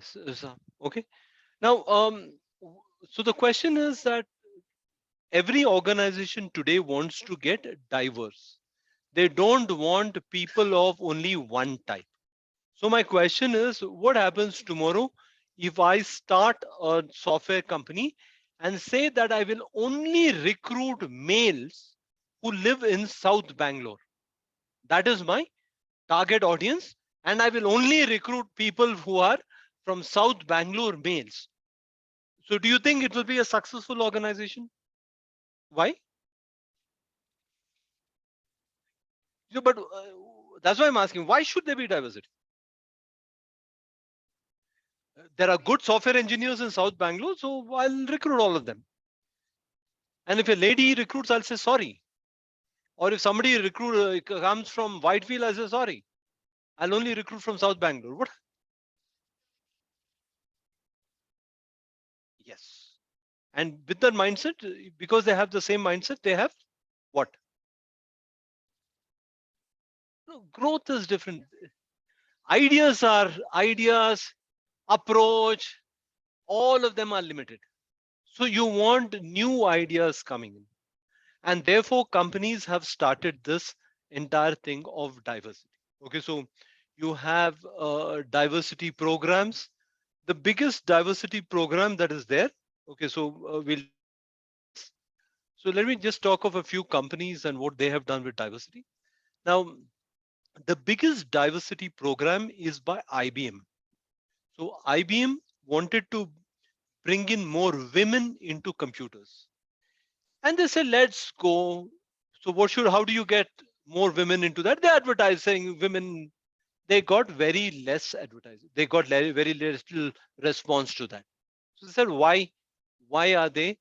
So they said there are lesser number of women in engineering colleges. So you can't recruit all of them. So as a percentage, men are more, and therefore the same ratio comes to IBM. So they actually launched a program where they're encouraging young girls to take up science and maths. So companies take diversity hiring very seriously. So as a program in the US, they have to come. They have tied up with engineers who go around educating girls, saying that please take up science and maths because there is no reason why you should not. There is nothing wrong with taking it up, and that is why you. That is one thing. So for about 10 years now, IBM has been investing very heavily into that. Okay, so um, Accenture's LGBTQ program is good, the one I know. It is not my ignorance about the other things. So there have been a lot of that. One of the organizations that have actually used diversity to actually do both social good and ensure that their goals are met has been Amazon. Okay, if you went to an Amazon warehouse, there is a silent area. What happens in an Amazon warehouse? What do you think happens in an Amazon warehouse? Your order goes there. Somebody goes, picks up that order and puts it in a bin. It goes there. Somebody says, okay, what is the order? Is it right? They said, fine, pack it, send it to that person. That's what happens. Do you need speaking skills for this? Not for all the jobs. So they have recruited what are called, there are areas in Amazon warehouse which are called silent areas, where they only have people with partial or complete disability of employed. See, it is a wonderful business initiative that they have taken. These people, unfortunately, don't have too much of other places. So they stay in the company. They're good. They are good employees. They are highly productive. So you are gaining everything. So you tick all the boxes. You're ensuring low attrition. You're ensuring better employees. You're employing happier employees, and you're ensuring social responsibility. So disability hiring, hiring for of women, hiring people of other things, that has become very, very important because it simply brings more and more variety into the entire organ. So, does somebody know the Supreme Court gave a landmark judgment to the armed forces about 6 months ago? So somebody know what is court judgment on armed forces? Yeah. So what used to happen is that women have always been in armed forces. They've been in nursing and in such areas. So if women have been in armed forces, not that women have not. Today, the Supreme Court has said there is no reason why women cannot enter combat roles. They said there's no reason why you should prevent a lady who wants to actually take up a proper defense job, pick up a gun and do or go to fly an aircraft. So today, the Supreme Court has said that no reason why you should stop them. So today, from the last batch of NDA, maybe 20, 25 years hence, you will actually find maybe an army chief or an air force chief coming who's a lady. We still don't have people at that seniority right now, but you will have that. Why? Because they're saying, why should they be prevented from joining? There's no reason. So what happened is that as we moved from the industrial revolution into computer revolution, skills changed. And with skills said that women found jobs which were suited to their skills, analytical skills, which didn't require too much of heavy lifting. The industrial revolution thing was all about the most of the jobs involved a lot of muscle power. Now we moved to the internet and the where it was all about of mind, of use of brain. So women found a lot of very, very good jobs because of that. And what happened was that number of studies were then done to find out what should be the ideal composition. And they found that women in organization actually helped and helped a great deal.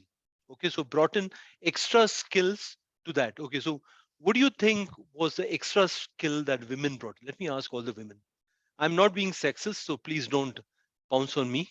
What do you think was the extra skill that women brought to a team? They have patience and they have something else. No, no, no, no. They brought in a very, very important skill. No, no. Listening, yes. Compassion, yes. But what did all this result in? They brought in calming effect on the team, less conflict. Why did it happen? Patience, listening skills, listening to both sides and trying to find a way out. And they know how to deal with children. Sometimes team members act that way. So you need somebody who has the skill to have handled that and say, hey, a lot of times team members act very childish. So you need, but jokes calming impact on the entire team. So conflicts became less. People were able to communicate without getting into fights. The team enormously. Obviously, toxic, the nature of a team that meant that people were not very happy with the team. People left, all that reduced. That was the first time you had diversity. because women, and unfortunately what happened is that beyond a certain level, women didn't grow beyond a certain level, and that was called the glass ceiling. Have you heard this phrase called glass ceiling? A glass ceiling is a beautiful phrase. Whoever invented that, whoever came up with that word, you can see the top, but you can't go there because there's a ceiling level. So, but over a period of time, we are seeing more number of women managers coming in. We are seeing more women CEOs coming in. Rekha Menon is a stellar example. Uh, Grew Accenture from maybe 150 or 200 employees to how many people in Accenture now? Must be about 30,000. Grew it there. So excellent skills coupled with a very, very good personality, non-controversial, non-confrontational, that type of leadership style to the entire thing. So with very, very good technical and business skills. Okay, so you have a number of women who are coming in. The You're seeing two women, second generation entrepreneurs coming in. So it's going to be interesting to watch these two women. One is called Roshni Nadar. Roshni Nadar is the daughter of Shiv Nadar, who owns HCL. So HCL is now headed by a lady CEO, Roshni Nadar. Roshni Nadar is qualified. She's done her MBA from abroad. I know she's an MBA from US. I think she's also an engineer. She spent about 10-15 years in HCL and has now become the CEO. The other one is Isha Ambani, who's going to take over the retail part of. So we have Akash taking over Geo, and you have Isha, his daughter, Mukesh Ambani's daughter, who will take care of retail, Reliance Retail. So you're going to have actually women entrepreneurs in very, very senior roles. The public sectors have been better. The public sector have number of women managers.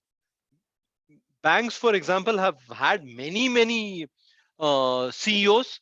The recent one being Arundhati Bhattacharya, now India's CEO of Salesforce.com. She was the CEO of that. Very good CEO of, she was the chairman managing director of State Bank of India, India's largest bank. So diversity, yes, it happens. But what do you think is the problem with diversity? We'll get into the nuts and bolts of diversity. What do you think is the problem with diversity? What do you think happens in a company?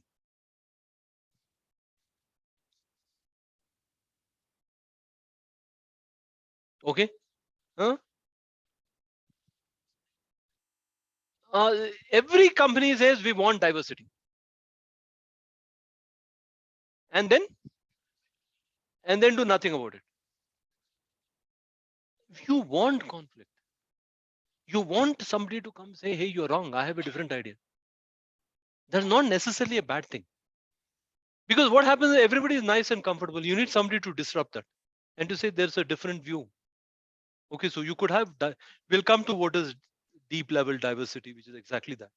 So the point is that personally, I would want a lot more diversity than what it is right.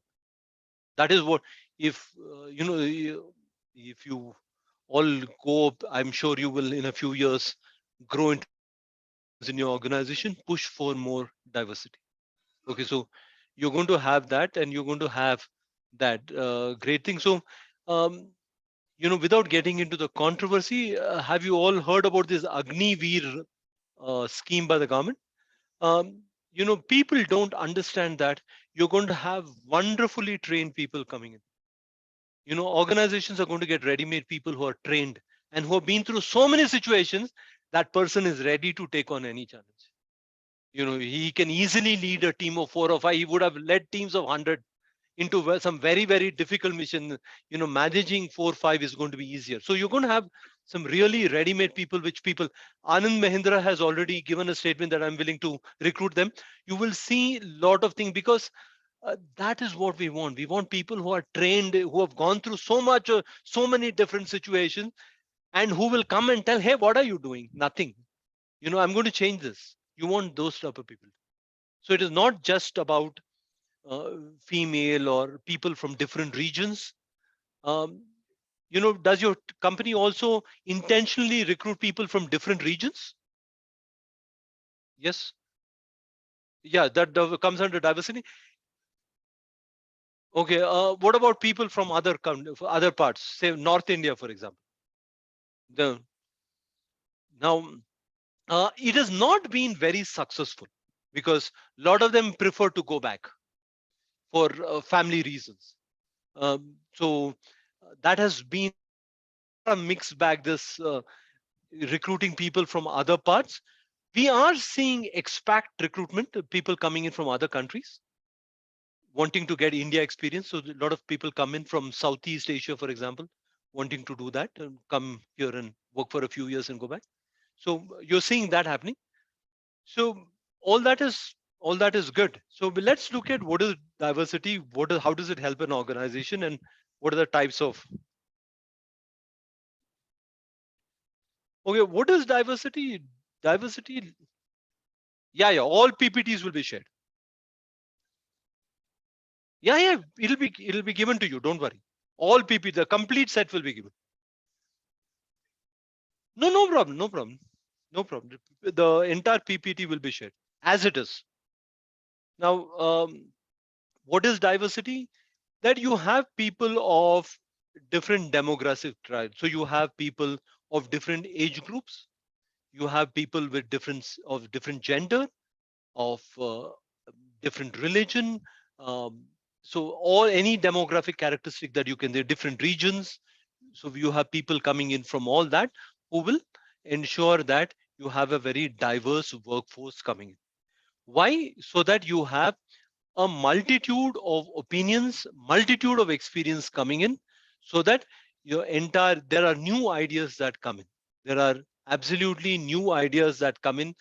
There are people who come and tell you that uh, there is a better way of doing things. That is how change will happen. If all of you think the same way, then change is difficult. So you need people to actually think very, very differently. Okay, so there are two types of diversity that you can talk about. Surface level diversity is in, when you say that I don't have enough women managers, let's recruit women managers. I don't have too many people of younger people, let me recruit some more younger people. I don't have people from North India, so let me go get people from North India or East India, because I want to have a diverse workforce. I don't want to depend on only one region or religion. So you bring in all these people in the hope that they all think differently. But there's a problem. Do you think there is too much of difference in the thinking of a male engineer and a female engineer? Let me ask this question. Do you think male engineers and female engineers think differently?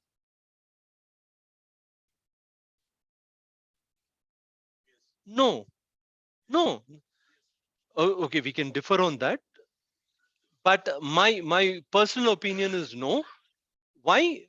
Because the profile is exactly the same. They would all, how would they get into engineering? They'll be good in science and maths. They would have a good academic record.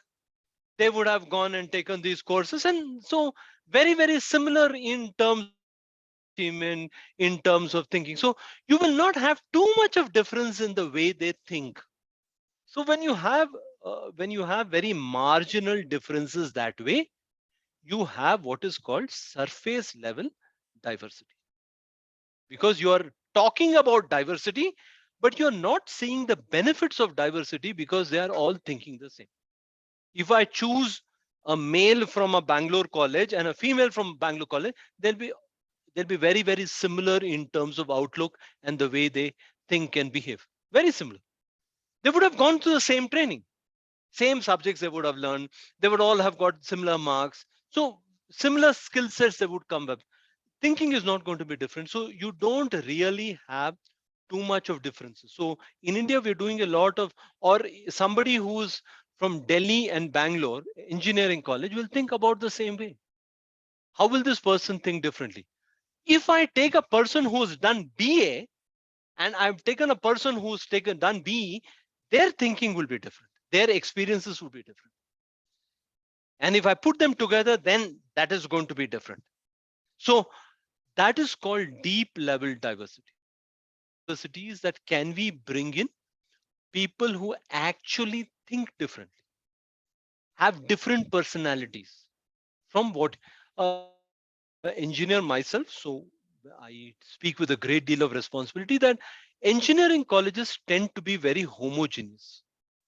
Most people there academic record would be good in maths and science. So obviously thinking would remain almost the same, not too much of differences. There could be an oddball here and there, but by and large, it would all be the same. Okay. And if you want differences, then you need to take people who are very, very different. Okay. So have organizations started doing it? Not so much in India as in other places of the world. Okay. So for example, if you in India, the MNC companies do that. The MNC companies pay MSc maths higher than they pay engineers. Did you know that? A company like Google will pay higher to an MSc maths than they would pay to an engineer. The MSc maths needs to be really good to be recruited in Google. They don't mass recruit MSc maths. So the guys they recruit are really good, but they paid much higher because they want them to do higher level things. They want them to develop algorithms. They want them to do that work and not regular coding work. So why do you need them? Because they think very differently from what an engineer does. And the other advantage is India has a lot of MSc maths. We can pick and choose. So you can, a lot of them find employment in Google and in other companies because of their math skills. Similarly, what happens is that now Google, Apple, all of them are moving away from just engineers to saying that uh, they're saying that my user is not an engineer, or the number of engineers who use my then is a small minority. Bulk of my user is a people with general skills. So why should I not have these in my development team, in my product team? Because they think the way like my user does, not the way the engineers do. So they employ people from who are from you have people from psychology, sociology background also in Google. Basically, they are trying to figure out how can these people help technology. What's happening is that as technology becomes more and more advanced, coding skills have become less and less important, right? Yes, I shocked the engineers, all of them stunned into silence.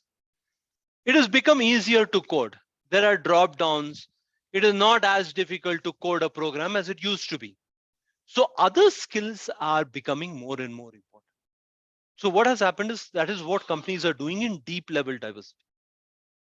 Okay, so for example, um, there is a lady called Sheryl Sandberg who used to be COO of Facebook. Have you heard of Sheryl Sandberg? SHERYL SANDBRG. I don't have a pen, so I'm sorry I can't write it. Sheryl Sandberg wrote a very, oh, yes. Oh, I didn't know. Thank you. She just recently resigned from, she's written a wonderful book. I would urge all the lady members to read that. Okay, it's a very nice book that she's written about her experience. Now, Sheryl Sandberg's job is she became COO of Facebook, but before that she was in Google, and her job in Google figure out people move the cursor when they have to search on Google. You need people with different skills to do that.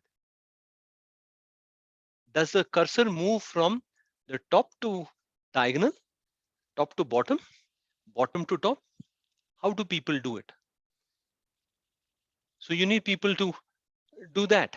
And Sheryl Sandberg has been one of the people who have fought to ensure that Google retains the same, the search page. You know, when you type Google, you open the white and the box background. That has remained the same.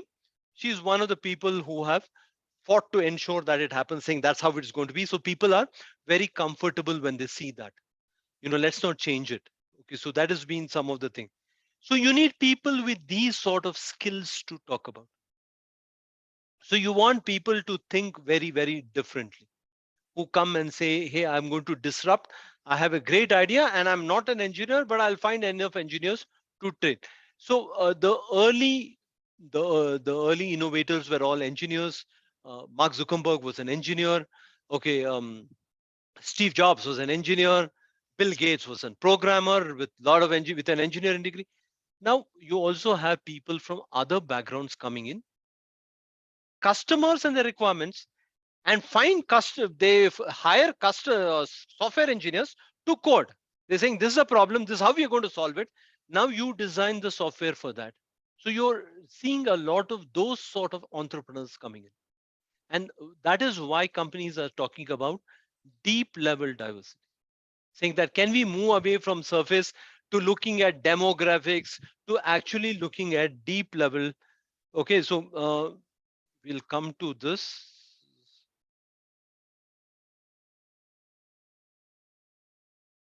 Okay, to we are on what are the different ways you can have deep level diversity. You can have people who think differently, people with different personalities. Okay, so what happens if you have a disruptor in your teams? You understand, all of you are feeling nice and comfortable, performing at a comfortable level. What if you have a person who comes and suddenly performs much, much better than you? Then what will happen to you? So they'll not fire you. They'll not fire you. Say, sir, they're nice people. They don't fire you. Do they need to come and tell you that, look, you have not been performing, that person is doing much better? Do they need to tell you? You know it yourself. And believe me, you will start. Like my example, I can give you an example. I was part of uh, the car finance team in AP. I was in Kotak. And then what happened was that we were doing well. We were meeting our targets, doing very well. And when we recruited a young guy, okay, very raw, very aggressive, but very young, very inexperienced. But the first month, he outsold the nearest salesperson. He sold double the nearest salesperson. And the other three persons who were there in my team had performed similarly, double their thing. In 6 months, he was national number 2. 6 months of experience. I didn't have to tell these people, you have to pull up your socks. I didn't have to tell them that. I never told them that. I never told them, look at the numbers. They can see the number on the board. And what happened was that performance went up. This is what happens with disruption. This is what happens. I always believe in disruption, that you put a little, you get a disruptor, you get people to run faster. So this is a story about Japan. In Japan, what happened is that they started getting in fish. So they would get fish from the sea. And as the ships got better and better, they started going deeper and deeper. But what would happen is that it turns stale and people won't like it because they said it doesn't taste well. So they built a large tank. So they put the fish, like they would take the fish from the ocean and put it back into the tank so that the fish was alive when it came to the shore. But then people said it still doesn't taste very nice. It is not like the ocean fish we used to get. The taste is not very good. So they said, okay, fine. They introduced a baby shark into that. So what the baby shark did is made made the fish run faster, and the taste was much better. The customers were a lot happier.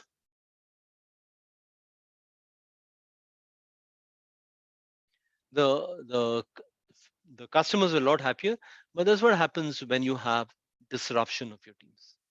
This is what happens when you think one way and you have somebody coming in and changing the entire thing. You're a taxi driver and you're very happy, and suddenly Ola comes and disrupts the entire market. You are a hotel guy and you have Airbnb coming in and just disrupting the entire market. So things are changing fast. And if you can get your team to do it, You get your team to think differently. If they don't think differently, get a person who thinks differently. Find a person who thinks differently. And you will find that, yes, would it increase conflict? Yes. But if your team is too comfortable, no conflict, everybody very nice to each other, introduce a little conflict. Get somebody who says, no, I have a better idea. And you'll find that people start shaping up quicker than others. So this word. So I used to work for a very nice boss. He was very nice to me. Then I worked under a very tough boss. Okay, the my deadline used to be things like 20 minutes. He would call me and say, 20 minutes, I want the report. And his 20 minutes was 20 minutes. It was not 21 minutes. So, but I learned much more from him because he pushed me so much harder that after 6 months, I love him? No. I mean, Hitler is all that are things I did, but I realized I learned a lot more from him. That he pushed me to get better. That is what deep level diversity does. You have the same old guy, everybody comfortable, and after 3 years, everybody gets promoted. They go become team leads. Again, they bring the same thinking to the team. Again, they have the same team. They all think differently. You will have a, an organization meeting after some time. Deep level diversity people who will think very, very differently and push people to actually move up. And sometimes that's why you find a very, very new person taking over because the organization says, let's change the thinking. We don't want the same thinking. Let's bring in a different guy, see what happens to this entire thinking. Okay, so let's look at some of the other thing that happens. But with the diversity could come discrimination. Okay, formation of groups of and a feeling of we versus them. So you have various types of people who are discriminated just because they look different from us or they don't speak our language and we all speak one language. So one way of preventing that is to have a very, that is why you bring in people from all parts of India. So what happens is that everybody has enough people to form groups with. They don't feel discriminated. And there is a stereotyping that you feel that certain type of people are good and certain type of people are not good. For example, again, speaking with a great deal of responsibility, it is thought that South Indian software engineers are better than North Indian software engineers. Is there a study? No. Is there some proof for that? No. And that's a general stereotype. Oh, he's a South Indian, must be good. No, you have some very mediocre there, and you might find some very good people in North India. Unfortunately, so same thing happens with in banking and finance, where Gujarati, they have a feel for money. Not all Gujaratis have a feel for money. Some of them do. Some of the people in South also have a feel for money. So when you start stereotyping people and attributing skills to an entire community, it is against statistics and it's against common sense. How can the entire South Indian, all engineers be good? It is against statistical thought. Statistics say no, it is not true. But then we believe in that. So what could happen because of that, this discrimination and stereotyping would destroy organizations. So you need to be careful about that. And because of that, what you could have is that uh, of what? Not conclusively proved. I can assure you that.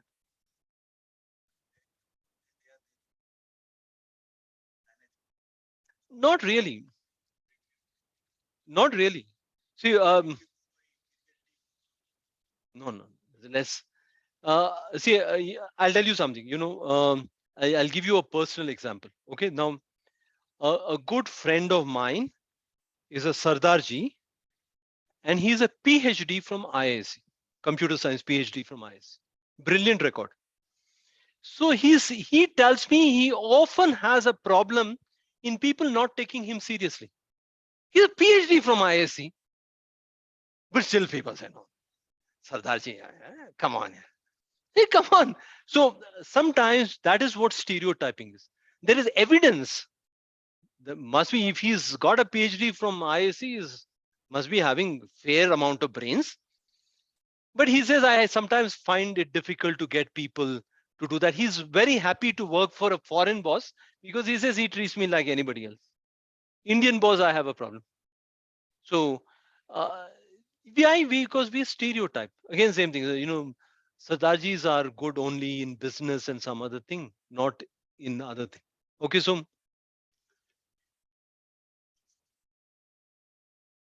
sorry. Yeah. I'm sorry if I did that, but yeah, but now the Indians, you go to, if you're in a foreign airport and their laptop doesn't work and they see you're Indian, they say, can you help? Because they think all Indians can help with laptops and we can repair anything. We know everything about computers. It's a better mindset that people have. The initial things were not very good. Okay, so uh, when you're stereotyping people, two types of people in the US, two types of Indians are respected and thought to be good. One is doctors, other is software engineers. The Americans respect both types and say, hey, these people are good. But when you negatively look at somebody and think, what does this person do? Okay, so I have a friend.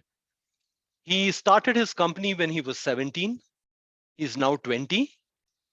And the poor chap wears suits all the time because he wants to be taken seriously. Because when he goes and says 20, I'm a CEO, people say, okay, your father's company, stereotyping. Okay, so that's what happens right now.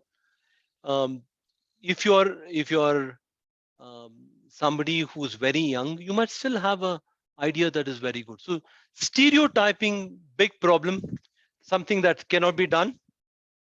Okay.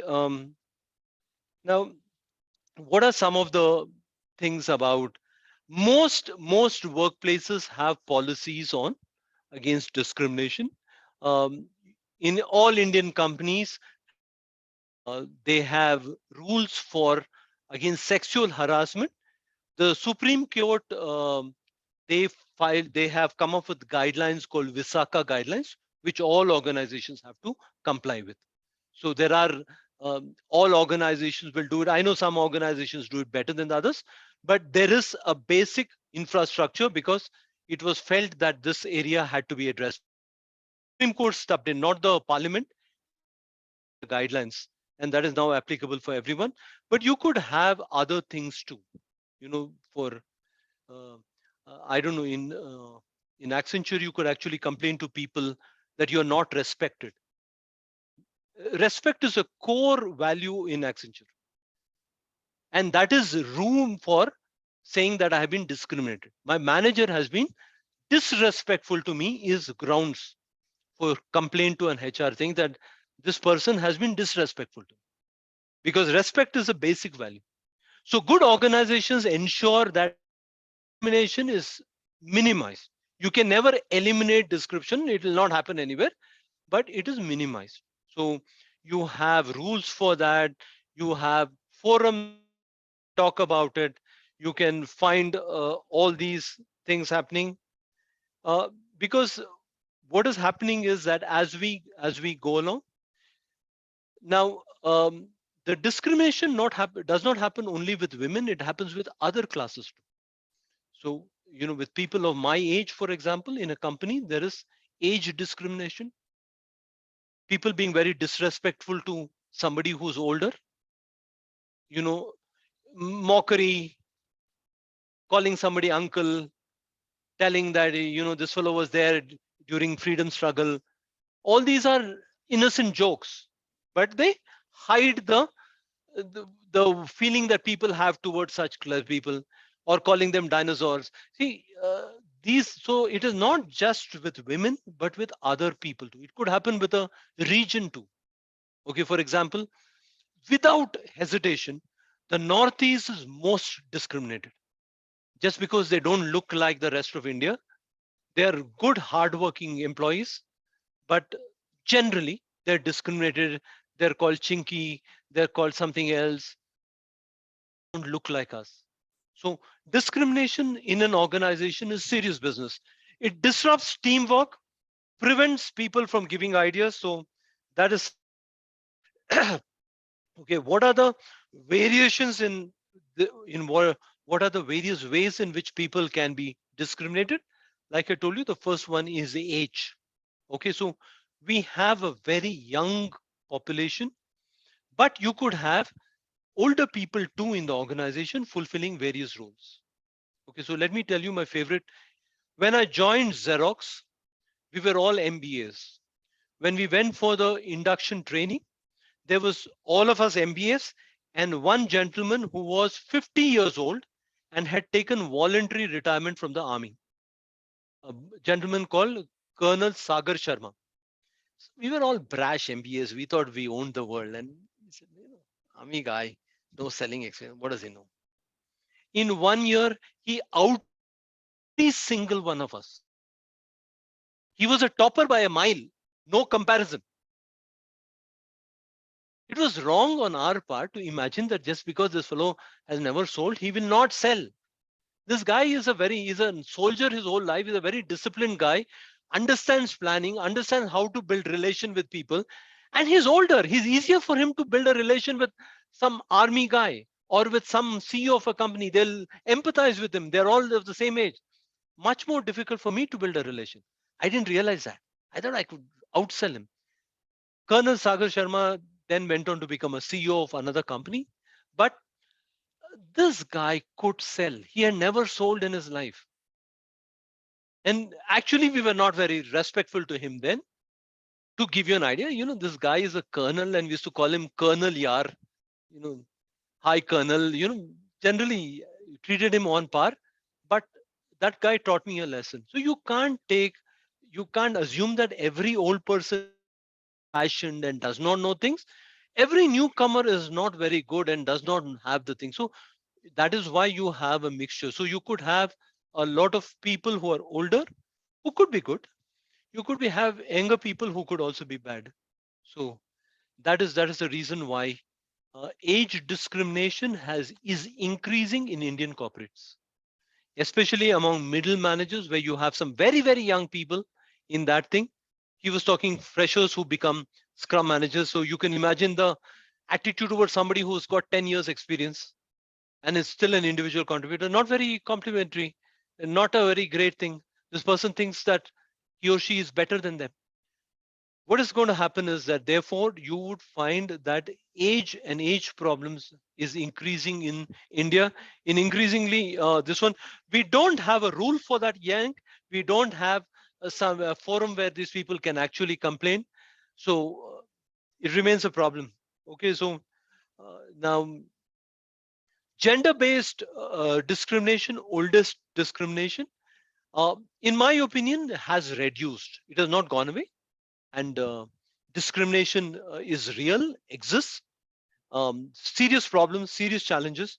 But organizations have now started giving equal opportunities to everyone, and that's all you can hope for. A positive action for women, they will ensure there's a level playing field and that everybody gets an equal opportunity, so that people then can say that I would want to get promoted or I would want a better job than what I'm right now. So also, what happened is that sexual harassment, sexual discrimination, there are all organizations have a structure where you can complain if such things have been there.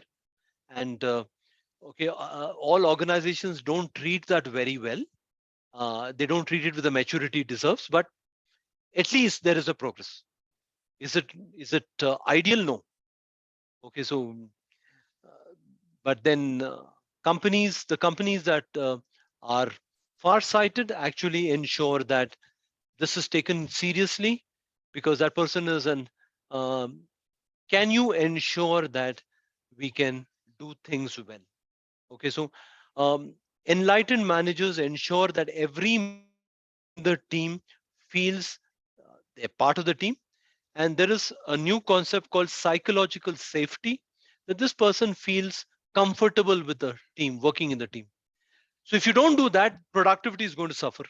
So sex based, gender based discrimination Race and ethnicity, we see this largely with people from the Northeast.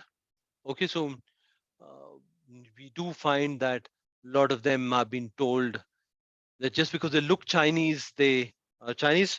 Not so much in Bangalore, but in North, it is quite common. People with disabilities. Okay, now what happens if you tell, if you go to HR department and say that you have to recruit people with disabilities? What do you think they will do? They'll say, yes, we have to. Then ask them, how many have you recruited? And then the excuses start coming out.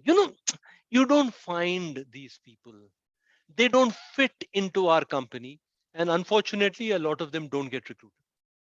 I don't know too many organizations which have a very good disability program. Huh? Accenture has. Accenture policies actually have been quite far-sighted, among the better policies that I have seen.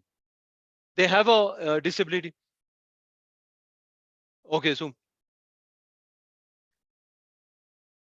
the NGOs and actually I know it's they are good employees. Huh. Okay, okay, okay. Uh, they tend to have lesser attrition rate. They're happier that you and grateful that you have given employment. So they good things. So it makes business sense to actually recruit them. And there's a pressing need to do this from a social reason. So um,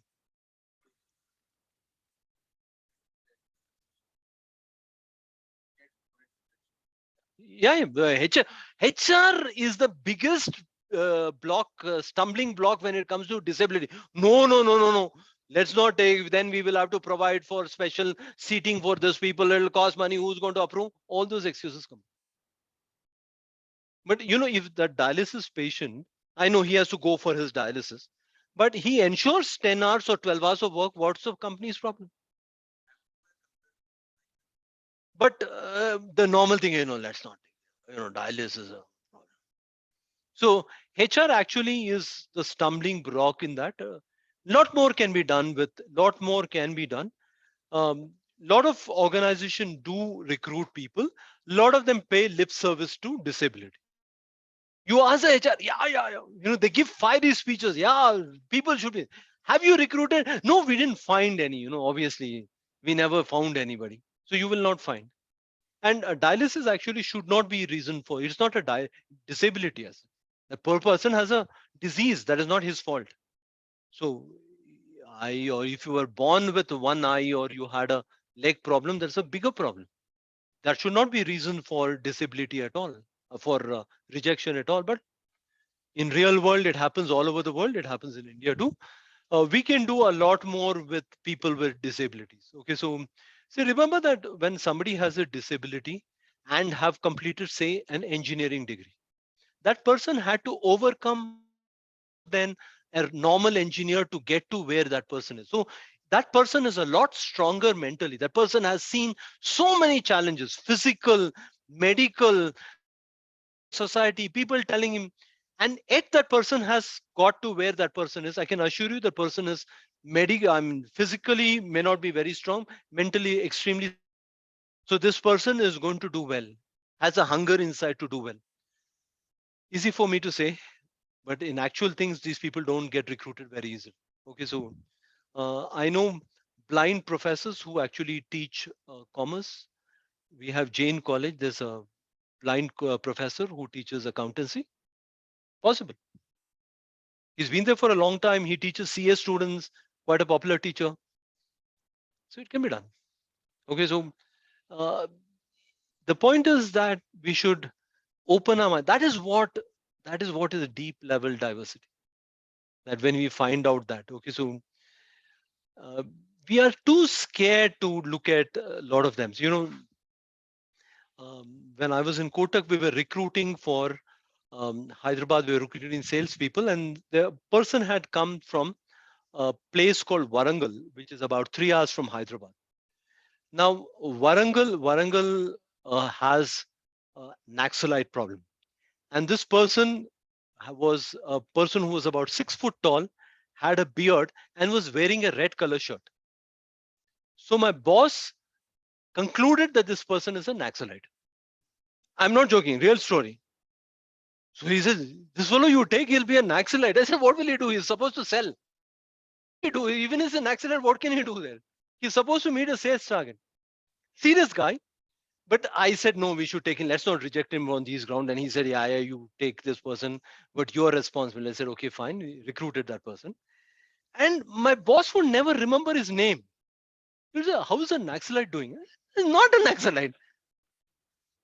So discrimination happens for stupid reasons. My boss is a reasonable guy, but he's got his blind spot and biases too. So how can you conclude that? So the reason I'm telling you is that people conclude for very, very flimsy evidence that on all these. Disability is very far. You could be shorter people get discriminated. Okay, worldwide tall people get higher salaries. Is it fair? No, but that's reality. Okay, so discrimination therefore is very real. Then chronic illness, the way you were talking, that I need to go for dialysis, could be severe diabetes, for example. See, people who have severe diabetes that require injection find it difficult to travel. It puts travel curves on them. You just can't simply up and go. It has, that insulin has to be refrigerated. You have things. So if you have such things, you could have a problem and it could stop your growth. Now, what is the other thing? Other thing is how old an employee has been there. Older, more the employee has been there.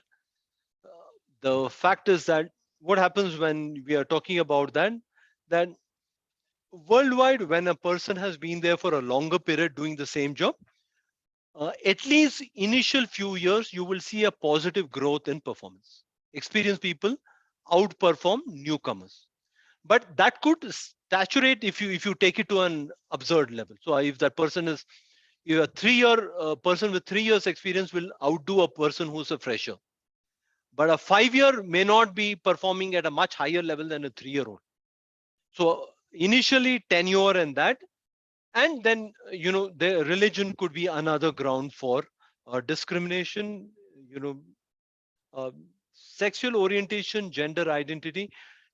Uh, Honestly, not a very big deal in India. We don't have. I know companies have come up with LGBTQ policies and all that, but I don't see too many people using that policy. Okay, so unfortunate, but that's true. And also this entire issue of gender neutrality, gender confusion is not such a big deal in India, the way it is in the US. In the US, or in most parts of Europe, you can leave gender question blank. If you did that, they'll throw you out of the interview. I'm not sure if I'm male or female. Thank you very much. Please leave. But you can do that. It is called gender confusion. All these are the new age concepts, but you can do that in Europe and US. You can actually leave that blank and say, I'm not sure. Okay, so in India, it's not so much of an issue, so not so much. Cultural identity, you feel that you're part, you feel you're part of a culture, you feel you have an identity, that culture part of it. Different cultures that we have in India. So culture is a big thing. More so when you go to places like US. Okay. How many of you been to Europe? Any of you been to Europe? Okay. Which country? Okay. Sweden. Okay. So these countries genius. So what happens is that you instantly stand out. Now, if you go to US and you go to, if you go to San Francisco, then you will find enough Kannada speaking people in the streets speaking in Kannada. It's like being in Jayanagar in San Francisco. Exaggeration, okay, fine. But you will not find too many Indians in Sweden. And they all are Swedes. They look very different from you. So you tend to stand out. And while they are polite, they have a very different culture from you. And therefore, you could have a very, very different thing. For example, I don't know if in Sweden, if you went to somebody's house and they're having dinner, they'll not invite you in. That's the culture. They'll continue to eat in front of you. They're not, that's how it is in Sweden. That's how it is. They don't think it is wrong. Okay, now that doesn't happen in India, right? If somebody comes during lunchtime, we lunch or dinner with us. So it's a different culture. So different cultures, or you've been to Germany, right? So you know uh, the train time, the entire system runs. It is runs perfectly. So as long as it's running, there's no problem. The moment it goes a little out of gear, they don't know how to handle it because they're used to everything being perfectly in sync. Same thing happens in Japan. So different cultures work very, very different. If anybody been to Japan? Okay, so you've been to Japan. So you went to a company there? Which company? LG. Okay, and you? Oh, Volvo Group in Japan. See, in Japan, the word for foreigner is gaijin. I don't know if you know a little Japanese. Gaijin means outsider. So there is Japanese and outsiders. That's how they. So very, very, actually very racist when they, probably the most racist people that you can meet, because they believe everybody who's not Japanese is outside. So culture as a basis of discrimination, but they are closer to into the, when we are talking about culture, they are closer to Indian culture than they are to the US. So actually, in some ways, you find the cultural identity to be the same. So I was doing a training program for Toyota, and I had to meet the managing director, who's a Japanese. Difficult to get an appointment, stickler for a lot of things. So I had to send a lot of things. So after a great deal, we got an appointment. On the day of my appointment, my father-in-law got admitted to the hospital, quite serious, and I had to go there. So I called his secretary and told him this is the problem and I can't come. This was after a great deal of effort. So it was, and we wanted to be, it had to be rescheduled. Now, surprisingly, the managing director was very, very nice about it. And he immediately told the secretary, call him and tell him family is important. This meeting can be arranged later. So it is not something that I expected. I thought he will be very upset about this entire thing because I had to hound him to get an appointment. But he was actually very nice about it. And he says, hey, I understand. Family is important. Japanese also understand families are important for us too. We know the family pressure. An American would never have agreed to that. So different cultures react very, very differently to a certain situation. Uh, Japanese are a lot tougher than Americans are. They really, really push you. And they're really stickler for, they're extremely polite, and in that politeness it hides the strength, and they tell you nasty things in a very nice way. They're very polite people. The same thing with the entire Southeast Asia, but that is about diversity. So you bring in all these people, you will have a much more diverse organization. What do you do in Accenture? Okay, do you also deal with other countries? Okay, which countries do you deal with? Okay. So one thing that happens in Accenture is that you actually physically deal with other countries. So uh, that's a valuable thing. Most of the Indian companies, we only deal with US at best, UK maybe. Okay, so this is some roles for, um, okay, now intellectual ability, we know that, we've been talking about that. And okay, so okay, now, so we just, what's the time? Oh, 8 minutes will finish so that we all go home before it rains. Okay. Now, what is diversity management? Diversity management is actually ensuring a diverse population in your workplace. So if you're doing it at a company level, it is quite a challenge. It is quite a challenge getting people of different regions, people of different abilities all together and saying that I will build a company. So you have diversity management as one of the things. Now, it is something a company does. So it does not happen by accident. It needs to have a plan and you need to do it. Uh, Infosys, for example, goes to colleges in North India, East India to pick up their best students and to bring that. TCS have a new thing. I don't know how. I have no data on how it is working, but I do assume it will have a more diverse thing. So what happened in TCS is TCS would go to an engineering college, and the engineering college would they would have an exam, group discussion, all those things, and do. Now they have one computer-based exam, which is conducted virtually in every nook and corner of the country. Anybody can take that exam. Any engineering college can take that exam. You have to be an engineering graduate. Anybody can take that exam. You take the exam, you pass, then there is a preliminary interview with you right at the examination thing. You do well there, then they have a formal interview. So from 3 months, they have brought it down to 15 days. The recruitment cycle has been brought down because the number of interviews, number of things, and they don't go to any engineering college. You take that and you're done. So virtually, if you are a great engineer sitting in Agartala, you can take the test. Maybe your TCS never visited your college, but today you have it's a level playing field. Anybody take the class. So you get the best of the crop. Uh, so I do expect that in about 2-3 years, they're going to really have a very diverse workforce. So I think as a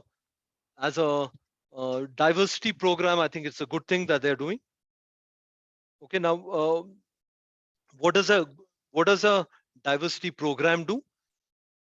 You need to attract, select, develop, and retain diverse employees. So once you have that, then you're going to have in the groups, you're going to have diversity among them, and you're going to have effective diversity program. IBM has a very good diversity program. I know Infosys, Accenture, all of them have a good diversity program. They actually go. Hmm.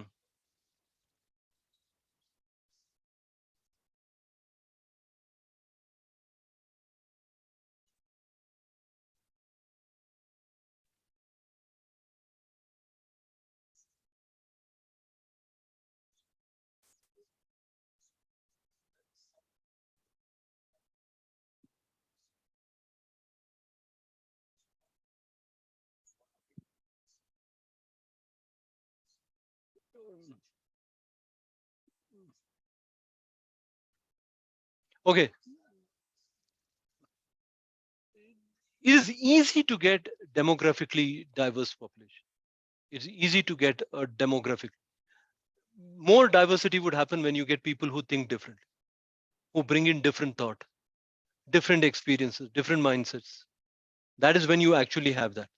Now, when I'm talking about Dayanand Sagar, yes, our executive MBA is very diverse. We have people coming in from various industries. We have people coming in from various backgrounds.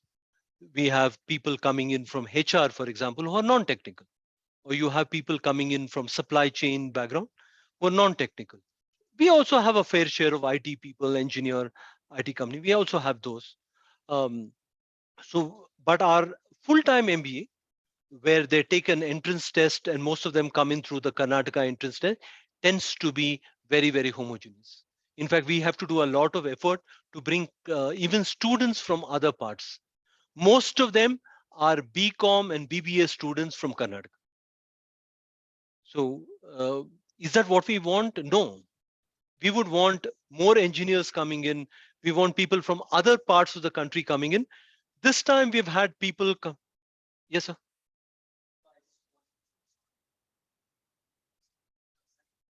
Yes, sir.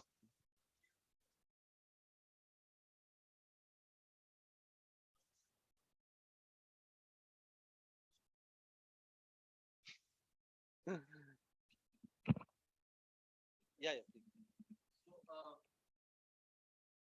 There is something called as an LMS, and I hope you're aware of it. Have you logged in the LMS? Have you seen the assignment one? So go and have a look. Yeah, there are 6 articles, 5 from Harvard Business School and one from MIT Sloan. So your job by the due date is August 6th.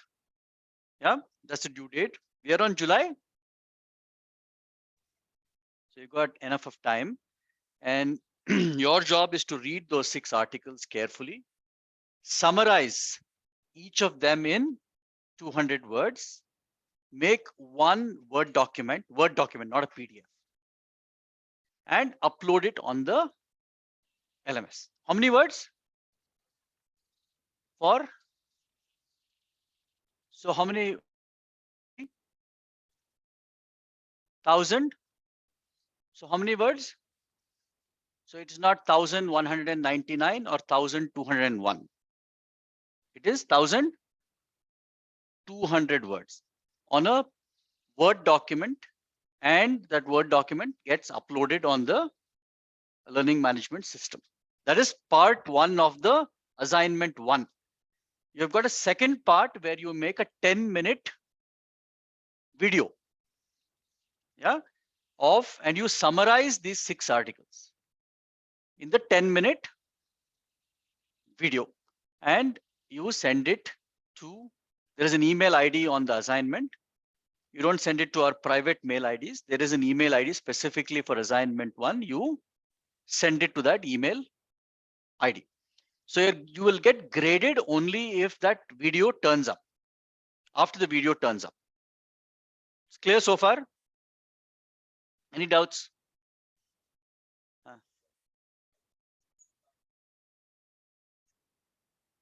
You can form a group with yourself and do it. Yeah. And keep hoping, but we will keep following the regulations as well. Also have a due date, which is, like I said, August 6th. So what will happen post that? August 6th beyond. The first week you delay, you will have a deduction of 10% of marks. One more week, it becomes 20%. The third week, it becomes 30. The fourth week, it becomes 40. After that, you will get a 0 grade. So that means the gate actually shuts on September 5th. Till then, it's still open for grading.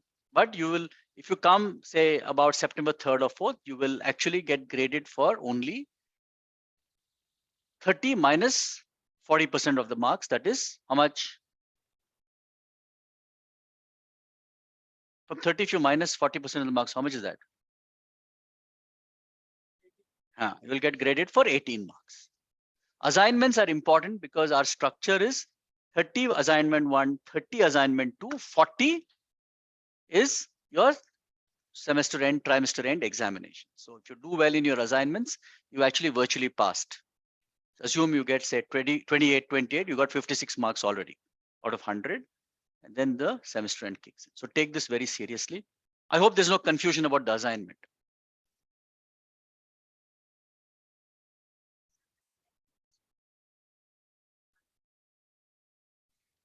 So that means you want to do a 1-hour video. Technically. So technically, it is 10 minutes. For 6 articles, that means roughly about 1.5 minutes per article. Some articles are longer, so you might like to dwell on them a little longer.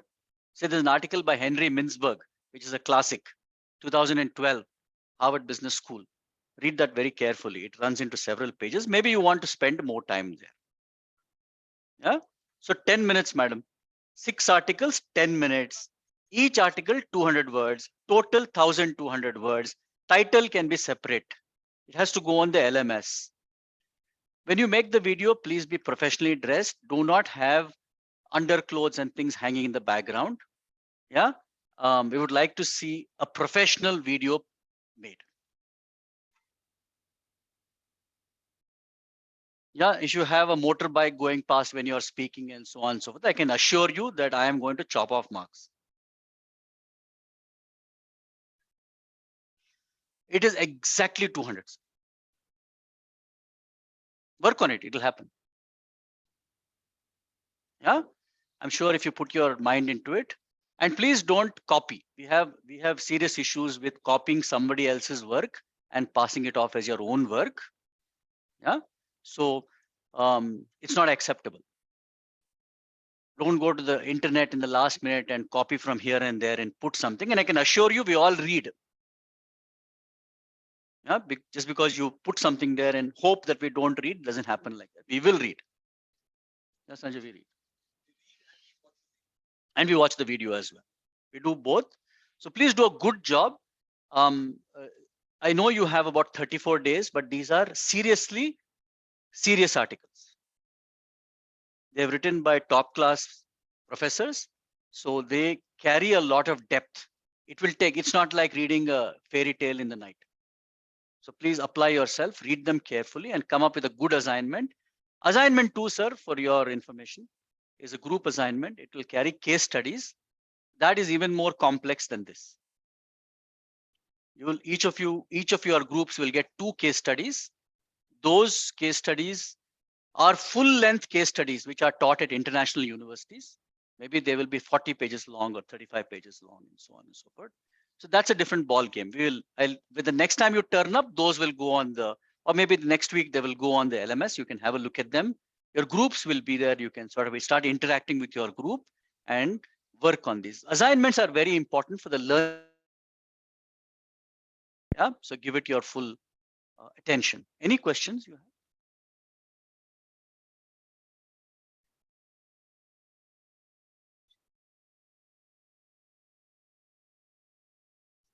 Talk about the article. The main idea. So the idea here is to improve your comprehension skills.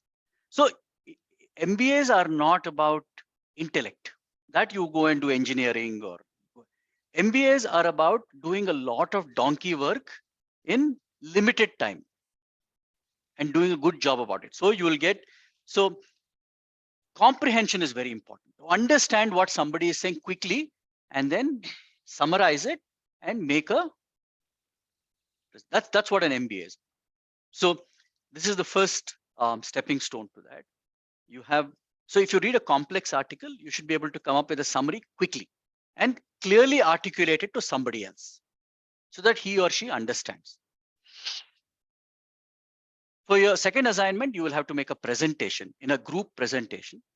And so that is more difficult because you will always have someone want to contribute.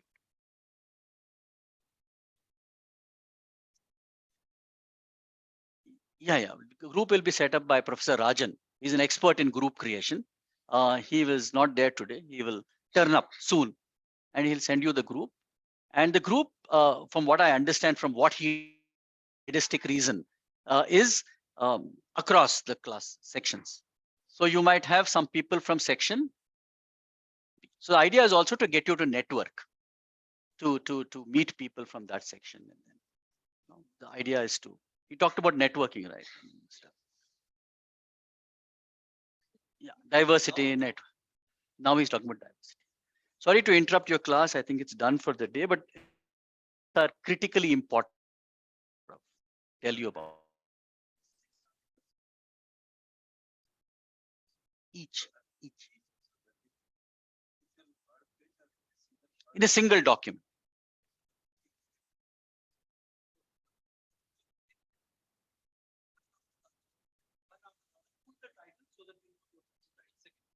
So you know about Word doc, right? So click on it, open it, put your 1,200 words into 6,200 words on that one document. Delineate each 200 words by a title of the article. Do not count the title in the 200 words. So it is a 200 words into 6 plus the titles. Title numbers are also 6. Yeah, upload that on the learning management system, because if you don't upload on the learning management system, we cannot grade. We can only grade something that has been uploaded. So the video you sent on the email ID, because you can't upload there, it doesn't have the capacity. You can use Cambria 12 or 14.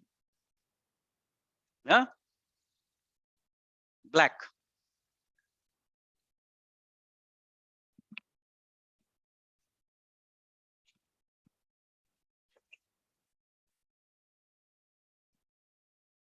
Assignment is important. Just repeating what Deezer said. So take it seriously. Okay.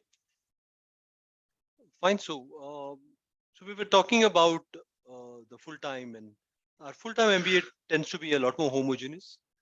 Executive MBA tends to be a more diverse, people coming in from different, not just industries, different functions.